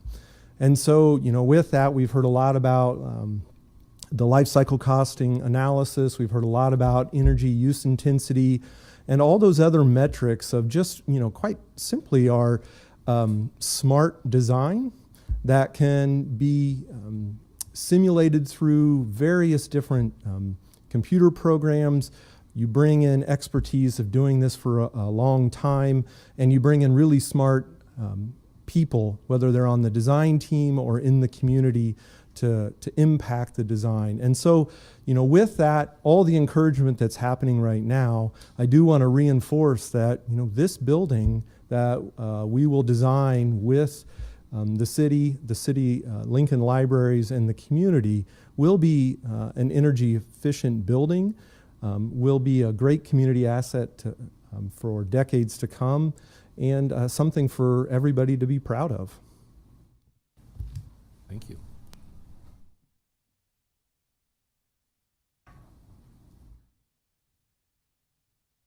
Welcome. Hi. Hello, welcome. I'm Leslie Huerta. I'm representing Francie and Finch Bookshop. We're at 130 South 13th Street in downtown Lincoln. I'm kind of right around the corner from Bennett Martin, so I see firsthand all the traffic. I know about the things that are going on there, and I really just echo everything that you've been hearing today about the wonderful support for this project. I've been involved with the Nebraska Literary Heritage Association, so it's a wonderful little treasure that's tucked in the third floor of Bennett Martin, and I'm thrilled to know that it's going to have a home in this new space with maybe some more exposure. That offers a lot of the community events that you've been hearing from people, like the lunch at the library that brings people from downtown to get together and have a lunch and hear a great author talk. The Writers' Right program, where we work with a lot of Lincoln High School students and local authors on writing projects. They do an amazing service every year. I've been doing it for many years. And the Adult Spelling Bee is coming up, which is really fun, and that brings a lot of people together. But really, I'm here to speak as a business person in downtown. I mentioned I see the foot traffic. I know how valuable that is to all of us, and we're really excited to just see this development. The O Street thing is going on. The convention center is going on. I have to think if there's more new hotels that are thinking about coming, more new airlines that are thinking about coming, they really expect to see a vital city, a vital downtown, and I think this library could be a really big part of it. Every city deserves, every big city, every great city deserves a great library, and I just really support that and excited and hope to see this happen. 1 minute, 37 seconds. Good work. Is there anyone else from the public that'd like to comment? Welcome.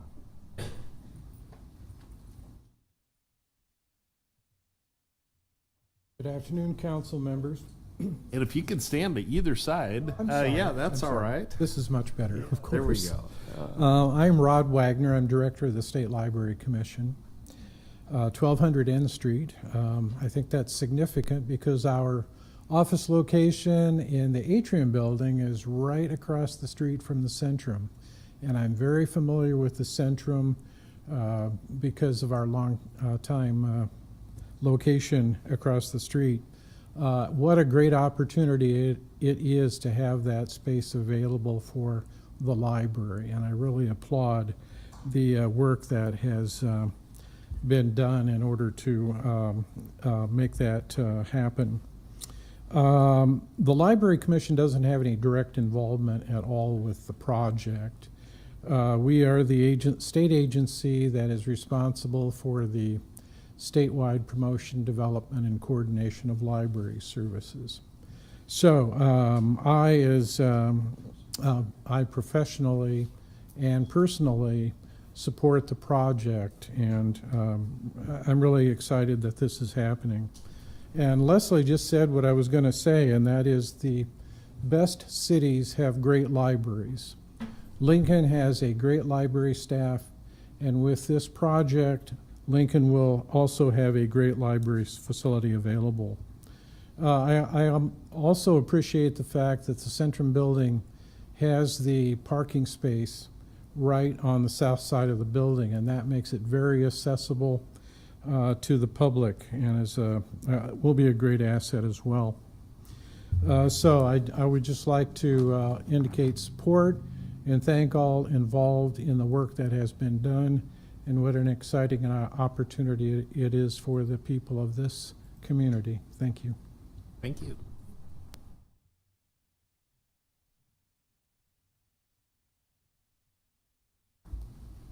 Welcome. Hello.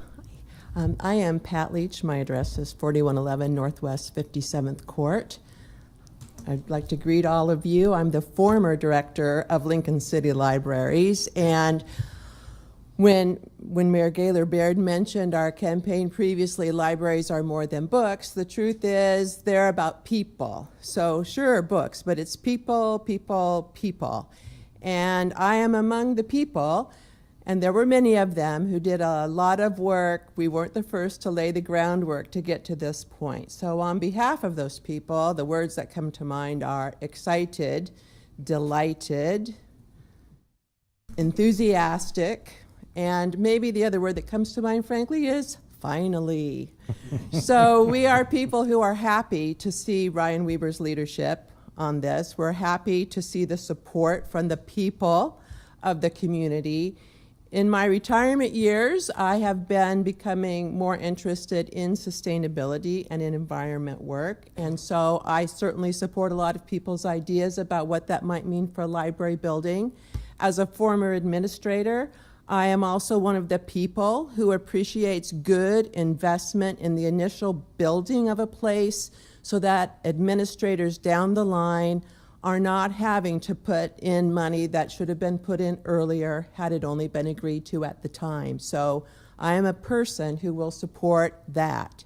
One of the things that I want to mention also is when I hear people talk about this project, they say, well, you know, it solves a couple of problems. The Central Library problem, the Centrum problem, but what it really does is create a solution that is so much more than just a solution.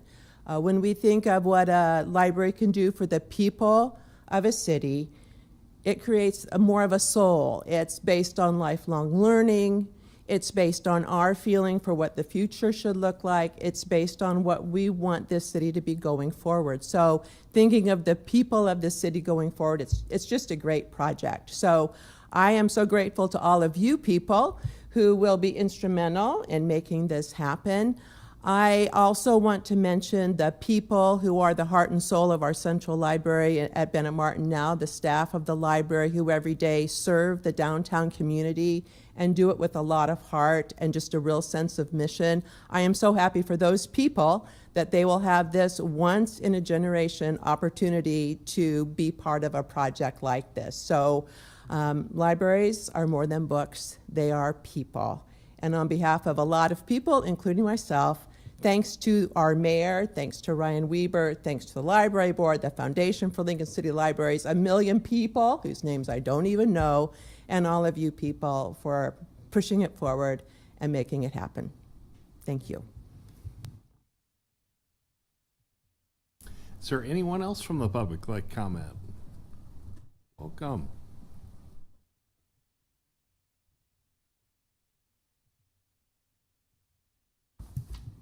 Welcome. Good afternoon. My name's Peter Catt. I'm like the breath of bad coming in and talking about this because I don't know that I'm negative. I don't know if I'm the devil advocate or what I am, but I bring a different perspective to this. And the two items that are on your agenda, the specific items, is your responsibility. And you're changing the capital investment plan from a plan that has had a lot of community involvement over 2 decades in terms of how we're going to pay for this thing. And I learned today what we're spending to build it is 3 to 5% of the cost, somewhere on there. Shocking.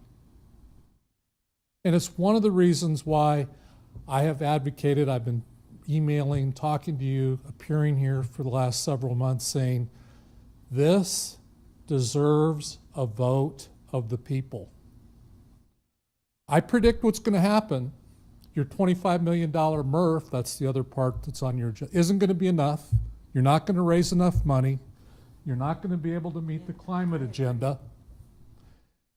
And you're going to recreate the problem that happened with Bennett Martin 60 years ago, which is going forward with a project that's half-baked, not fully funded, and having to build it in 3 phases and make compromises.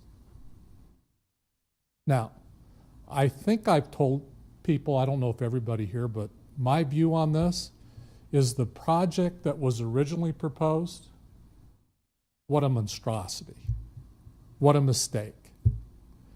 This one, because of all of the things that people have been talking about taking the Centrum building and making it better and having a, you know, I might change my mind. But the people that have to pay for this are not all the people that are here today.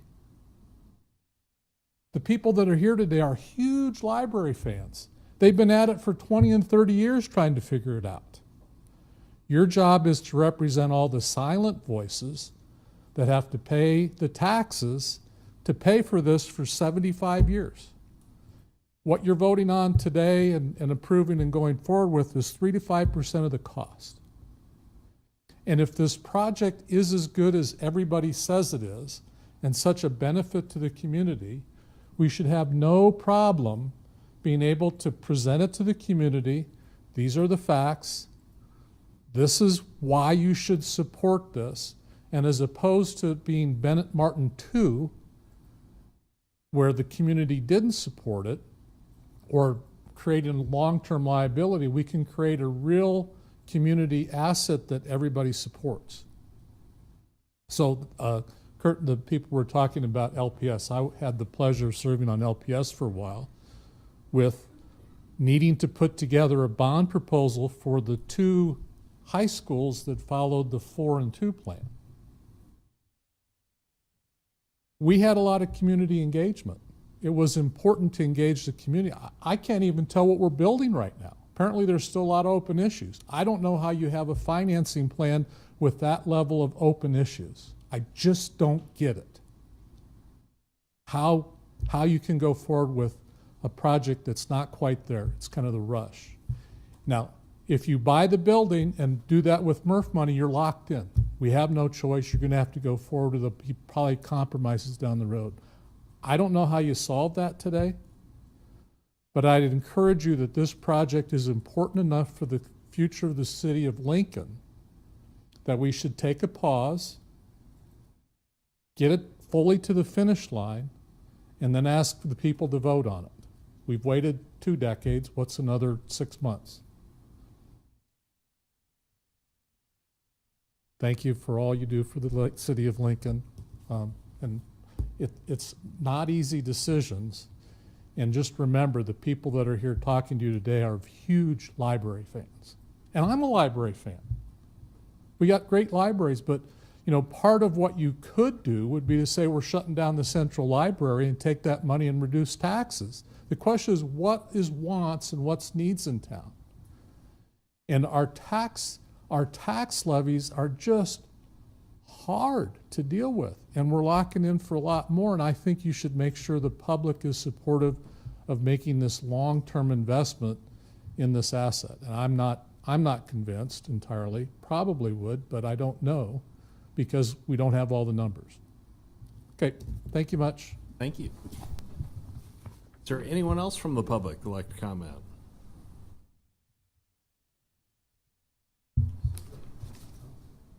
I'll ask again, anyone else from the public who'd like to comment on this? If not, Director, do you have any rebuttal? that you'd like to comment on?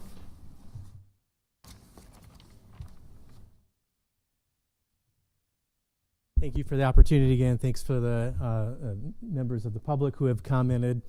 I just want to reiterate, we do have the numbers. The number that we have is a budget that will dictate how we plan this building. The building will address the concerns of our folks who have brought forth the sustainability issues, the life cycle costing issues. We're so very early. And I want to also reiterate the fact that this is, has it moved quickly? Yes, but based on many decades of planning, but also predicated on the fact that a great facility became available. We're not going to shoehorn our long-term vision of what a library is going to be into this space without a lot of thought and process to this. It's still forthcoming. We'll be sure to communicate publicly how we refine the plans, but the conceptual plans that we have right now are based on years of work on real, looking at real collection sizes, library activities, future library needs. But we got a lot of work to do ahead of us over the next 6 months, and we look forward to that. We're going to design a building that will be evidence of what this community places in terms of how it looks at lifelong learning and education. And here is our opportunity to provide that modern library, great space, in an energy efficient way. And I just want to say that the public process that has been available through open houses, I think is reminiscent of not only those who support libraries, but it's been an opportunity where we've invited the public to express any concerns or give us feedback. It's been a very public process up until this point. Great, thank you.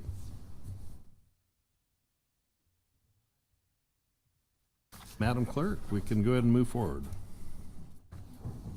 What?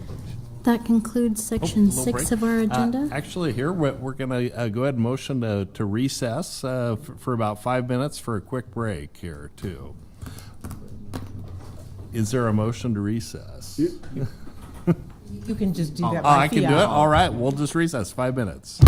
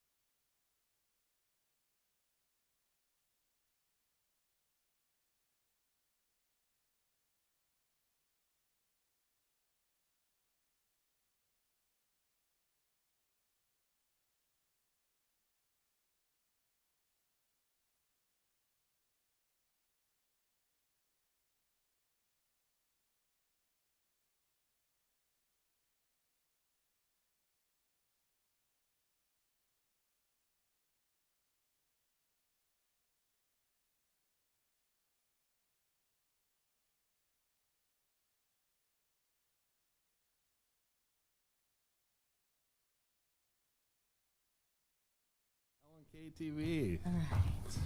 All right, we'll go ahead and call this meeting back to order.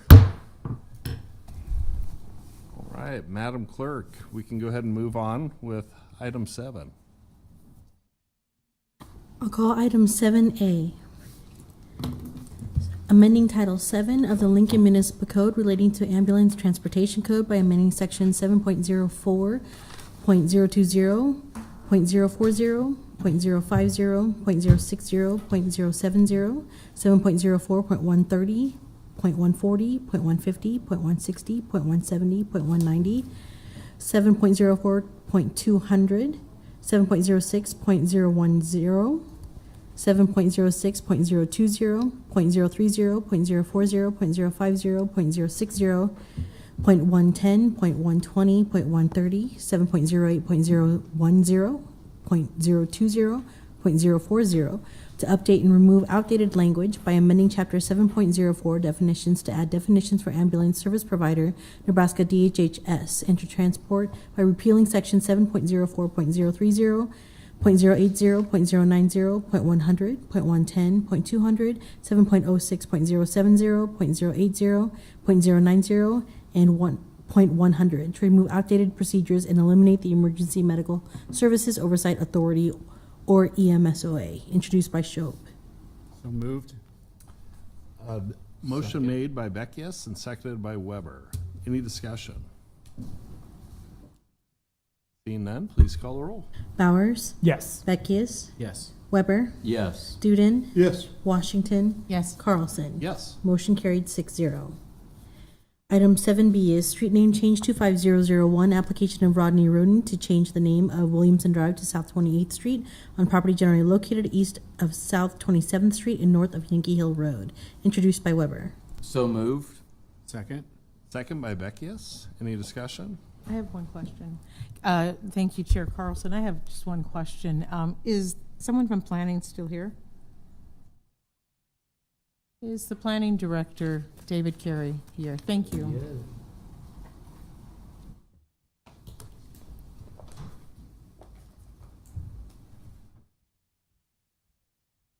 Thank you, Director Carey. I just had one question. I know that we didn't have a lot of testimony. We had actually, I don't think, any testimony on the street name change. But is there a couple of people who have addresses here on this street? Have they been notified, and have they an opinion on the name change? Yes, those that would be affected are the ones that are involved in the application. So there shouldn't be an issue with that, and they're aware of the change. All right. There's no neighbor that isn't a part of this? Correct. Okay, thank you very much. Sure. Any other questions or discussion? Seeing none, we can go ahead and call the roll.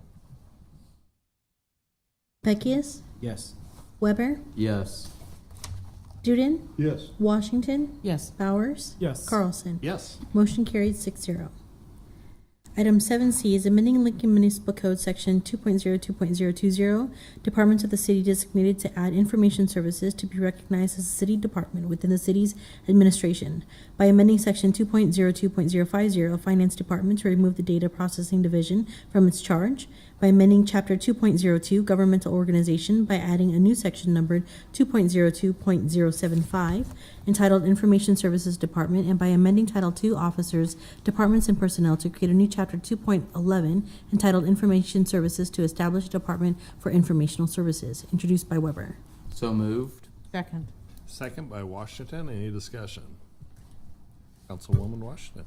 I think this is a long-needed change. I look forward to seeing IS elevated to a separate department so that we can really put all the focused attention we need to on our internet security, our cybersecurity.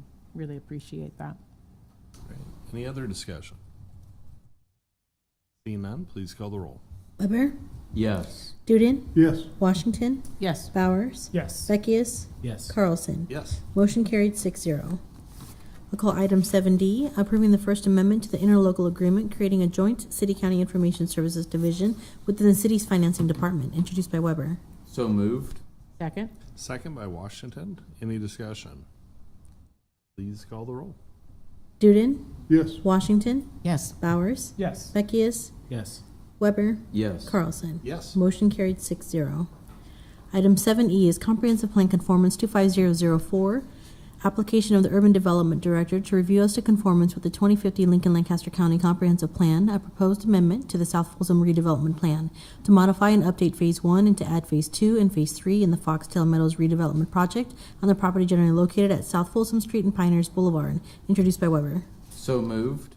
Second. Second by Beckius. Any discussion? Seeing none, please call the roll. Duden? Yes. Washington? Yes. Bowers? Yes. Beckius? Yes. Weber? Yes. Schob? Oh, excuse me, I'm sorry, Carlson. Yes. Sorry. Motion carried 6-0. Item 7F is approving the First Amendment to the Foxtail Meadows Phase 1 Project Redevelopment Agreement between the city and SOFO Housing relating to the redevelopment of the property generally located at South Folsom Street and Pioneers Boulevard, introduced by Weber. So moved. Second. Second by Beckius. Any discussion? Seeing none, please call the roll. Washington? Yes. Bowers? Yes. Beckius? Yes. Weber? Yes. Duden? Yes. Carlson? Yes. Motion carried 6-0. Item 7G is amending the fiscal year 24-25 CIP to authorize and appropriate $5,891,440 in tax increment financing for the Foxtail Meadows Phase 1 redevelopment project, introduced by Weber. So moved. Second. Second by Beckius. Any discussion? Seeing none, please call the roll. Bowers? Yes. Beckius? Yes. Weber? Yes. Duden? Yes. Washington? Yes. Carlson? Yes. Motion carried 6-0. Item 7H is an ordinance amending ordinance 21402, authorizing the issuance of tax allocation bonds for the Foxtail Meadows Phase 1 redevelopment project, an amount not to exceed $5,891,440, introduced by Weber. So moved. Second. Second by Beckius. Discussion? Seeing none, please call the roll. Weber? Yes. Bowers? Yes. Washington? Yes. Duden? Yes. Beckius? Yes. Carlson? Yes. Motion carried 6-0. Okay. That concludes Section 7. Section 8 is resolutions first readings, are items 8A through 8J. Section 9 is ordinances first reading and related resolutions. We have one item 9A, and our pending list are items 10A through 10C. All right, tonight is public comment. Anyone wishing to address the council on a matter not on this agenda and not planned to appear on a future agenda may do so at the open microphone session. Individuals are allowed a total of 5 minutes to speak regardless of the number of topics. For the month of July, open microphone sessions will be held on July 21st and July 28th, 2025. Is there anyone here that would like to comment on the open microphone session? If so, please come forward now.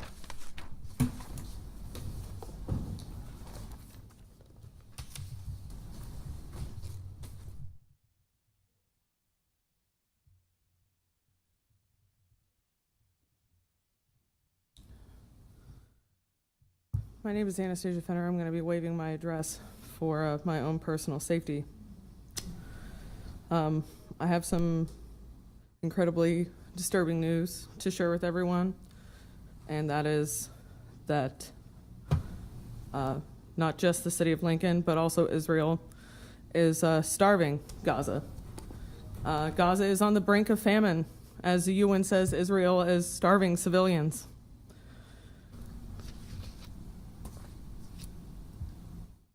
Do you see the starving children?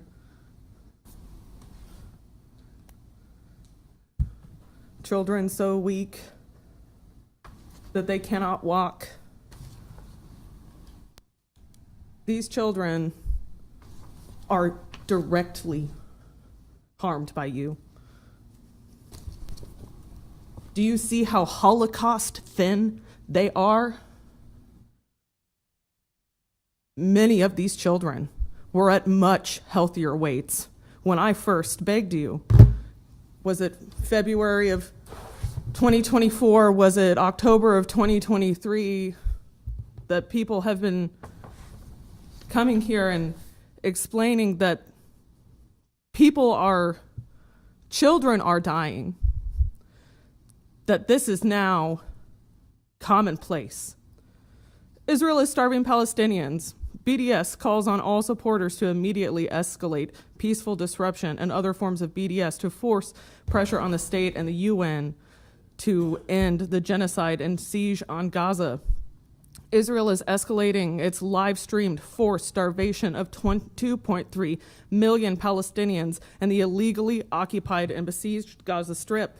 The Gaza Strip is about the size of Crete.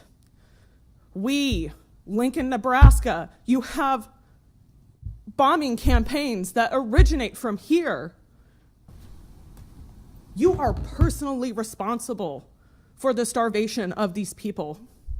Personally responsible.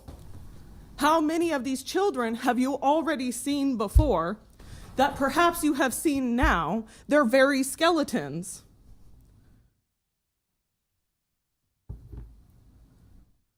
How many children need to die? There is an old man here. He is dying before your very eyes. He is dying because you refuse to look up from your laptop, Tom Beckius. You refuse to acknowledge that you are personally responsible for this. And you sit here bored because it is not just the bombs that kill.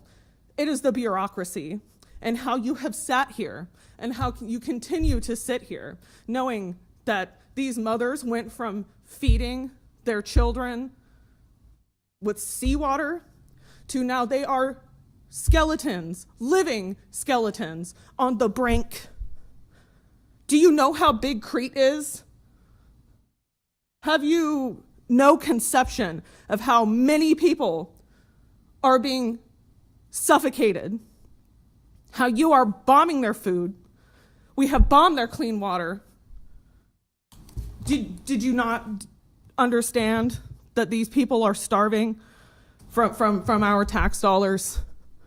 That this man is getting no help because our colonial project, the city of Lincoln, spent so much money on Israel, on their fucking roads. Have you seen our roads? You do not. This is not your time. This is not your time. This is not your time, Justin Carlson. You are a person who is committing genocide. If you have a problem with it, take it to the FCC.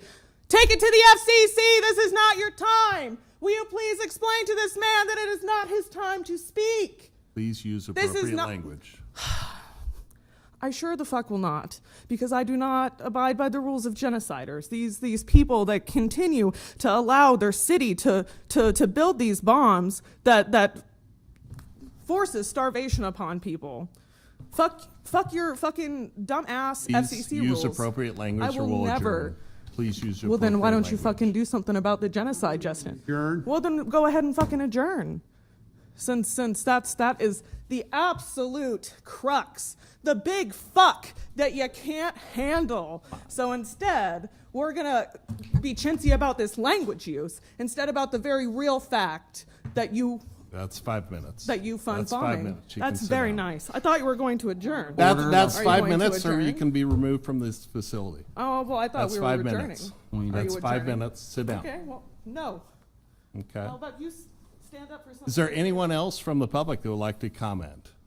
Please come forward now. Yes, come tell the genociders that they're genociders. It's not your time. Please be quiet. Mom. Thank you for exiting. Thank you for exiting. Thank you for your patience. Welcome. I actually have packets. I could have emailed these, but I figured printing them would be better. Anyway, I think I have enough for each council member, and including Benny. I know he's missing tonight. There's 4, 5, 6, and 7. Do you need an extra for public record or anything? I do. Okay. All right. Hi, I'm Jess Giesecke. I am at 1200 South 20th Street, and I am here tonight. I am a member of the Community Forestry Advisory Board since 2019, but I am speaking tonight as a member of the public, and I wanted to talk about a couple things. I'm excited to announce a public art project that I have started that is called Community Conversation Pieces. You have a couple things in your packets. You don't necessarily need to go over those all right now. You're welcome to take those home with you. But I'm going to start off by saying back in I think it was 2018, when Lincoln had kind of finalized their EAB response and recovery program. I was excited to get in touch with forestry because I have 3 ash trees in my right-of-way. And I was really impressed when Lori Gruber actually took the time to meet with me personally on my street corner to discuss a plan for those 3 ash trees. And I was given 3 street tree replacement vouchers and the option to shadow plant so that I could get trees started before I lost the 3 ash trees, none of which were in good enough shape to be kept permanently. This isn't necessarily about my ash trees, though. This is about the importance of community engagement. And so just kind of brainstorming some ideas, because members of the public don't always have the opportunity to show up to these meetings, nor do they have the opportunity to show up to the Community Forestry Advisory Board meetings. I wanted to engage with people like in our actual right-of-ways, where people are, meet people where they're at, and make sure that we can encourage public discourse around the topic of our urban forest. So I created what I am calling community conversation pieces, and these are going to be popping up in places where we are having conversations. They'll serve as placeholders for where we would like to see trees planted. And if it's not appropriate to plant trees, they also serve as just an indicator that we would like some action taken. Maybe community members are discussing different ideas for how they would like to plant their right-of-way. Maybe they're interested in more wide-wise landscaping. Some residents might be interested in, additional, maybe non-conventional plantings. So here's one of the pieces that I actually personally created. There you go. Is that upside down, or is that? It'll come up in just one second. Say what? It'll come up in just 1 second. There you go. There it goes. Okay, and these community conversation pieces are actually cut down trees. I have salvaged tree stumps, put casters on them, and distributed them to artists so that they can decorate them. So far, we've got a couple dozen artists that are creating these, and I'm excited to announce that some of them have actually shown up on Goodhue. Goodhue is an important street to me because I live several blocks away, and I pass through pretty regularly because all of my favorite places to find food are down on 13th Street and 11th Street, and so I'm frequently on Goodhue, so it's an important place in Lincoln for me. And it's been important for me to hear from residents as an advisory board member so I can take that into consideration when I'm showing up to those meetings. About a month ago, we actually we were walking home from El Chaparro and passed along Goodhue and saw that this tree had damaged a truck. We engaged with the neighbors that were outside, talked to them, and nobody has been really included in the plan for removal and replacement. The Near South Board has been included in that, but residents indicated that they hadn't had a conversation about it. So we decided with residents that the best way to have a community conversation would be to put some of those pieces down. Here's another photo of the tree. And we would have a pizza party on the Goodhue median. So on Saturday, we actually cooked pizzas on my tailgate in a propane oven and on crusts that were all hand tossed by my partner. And this last photo actually represents the people that showed up to that conversation. In your conversation packets, and I'm sorry, you'll find some of what we learned. But do we have a question? Did Tom have a question? I am happy to answer any questions you have about this. First of all, thank you for coming down. We appreciate it. We have your packet and your photos. Could you maybe take just one more minute and wrap up quickly? I want to make sure you get your points across, but we also need to keep moving along. Oh, with the yeah. meeting No, as that's well. totally fine. Yeah. So this conversation, I made sure that we had these conversation sheets translated into Spanish for anybody that speaks Spanish down there. I know there's other languages spoken, but Spanish is one of the primary ones. I made sure that we had Spanish interpreters available for anybody that needed to communicate through interpretation services. I made sure that an actual PA instead of a karaoke machine was available in case we needed it. We did not. And we engaged with a total of 35 people, made 37 pizzas. And the event was scheduled to end at 8. It actually, like 24 people stuck around well past 9. And we had a wonderful conversation about what residents would actually like to see on Goodhue. We also had a couple things for families to take with them.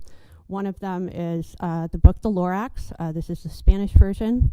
So that, people could learn a little bit more about where the art project kind of stems from. The quote in the Lorax is, "Unless somebody like you cares a whole awful lot, nothing will get better, or it's never going to get better, it's not."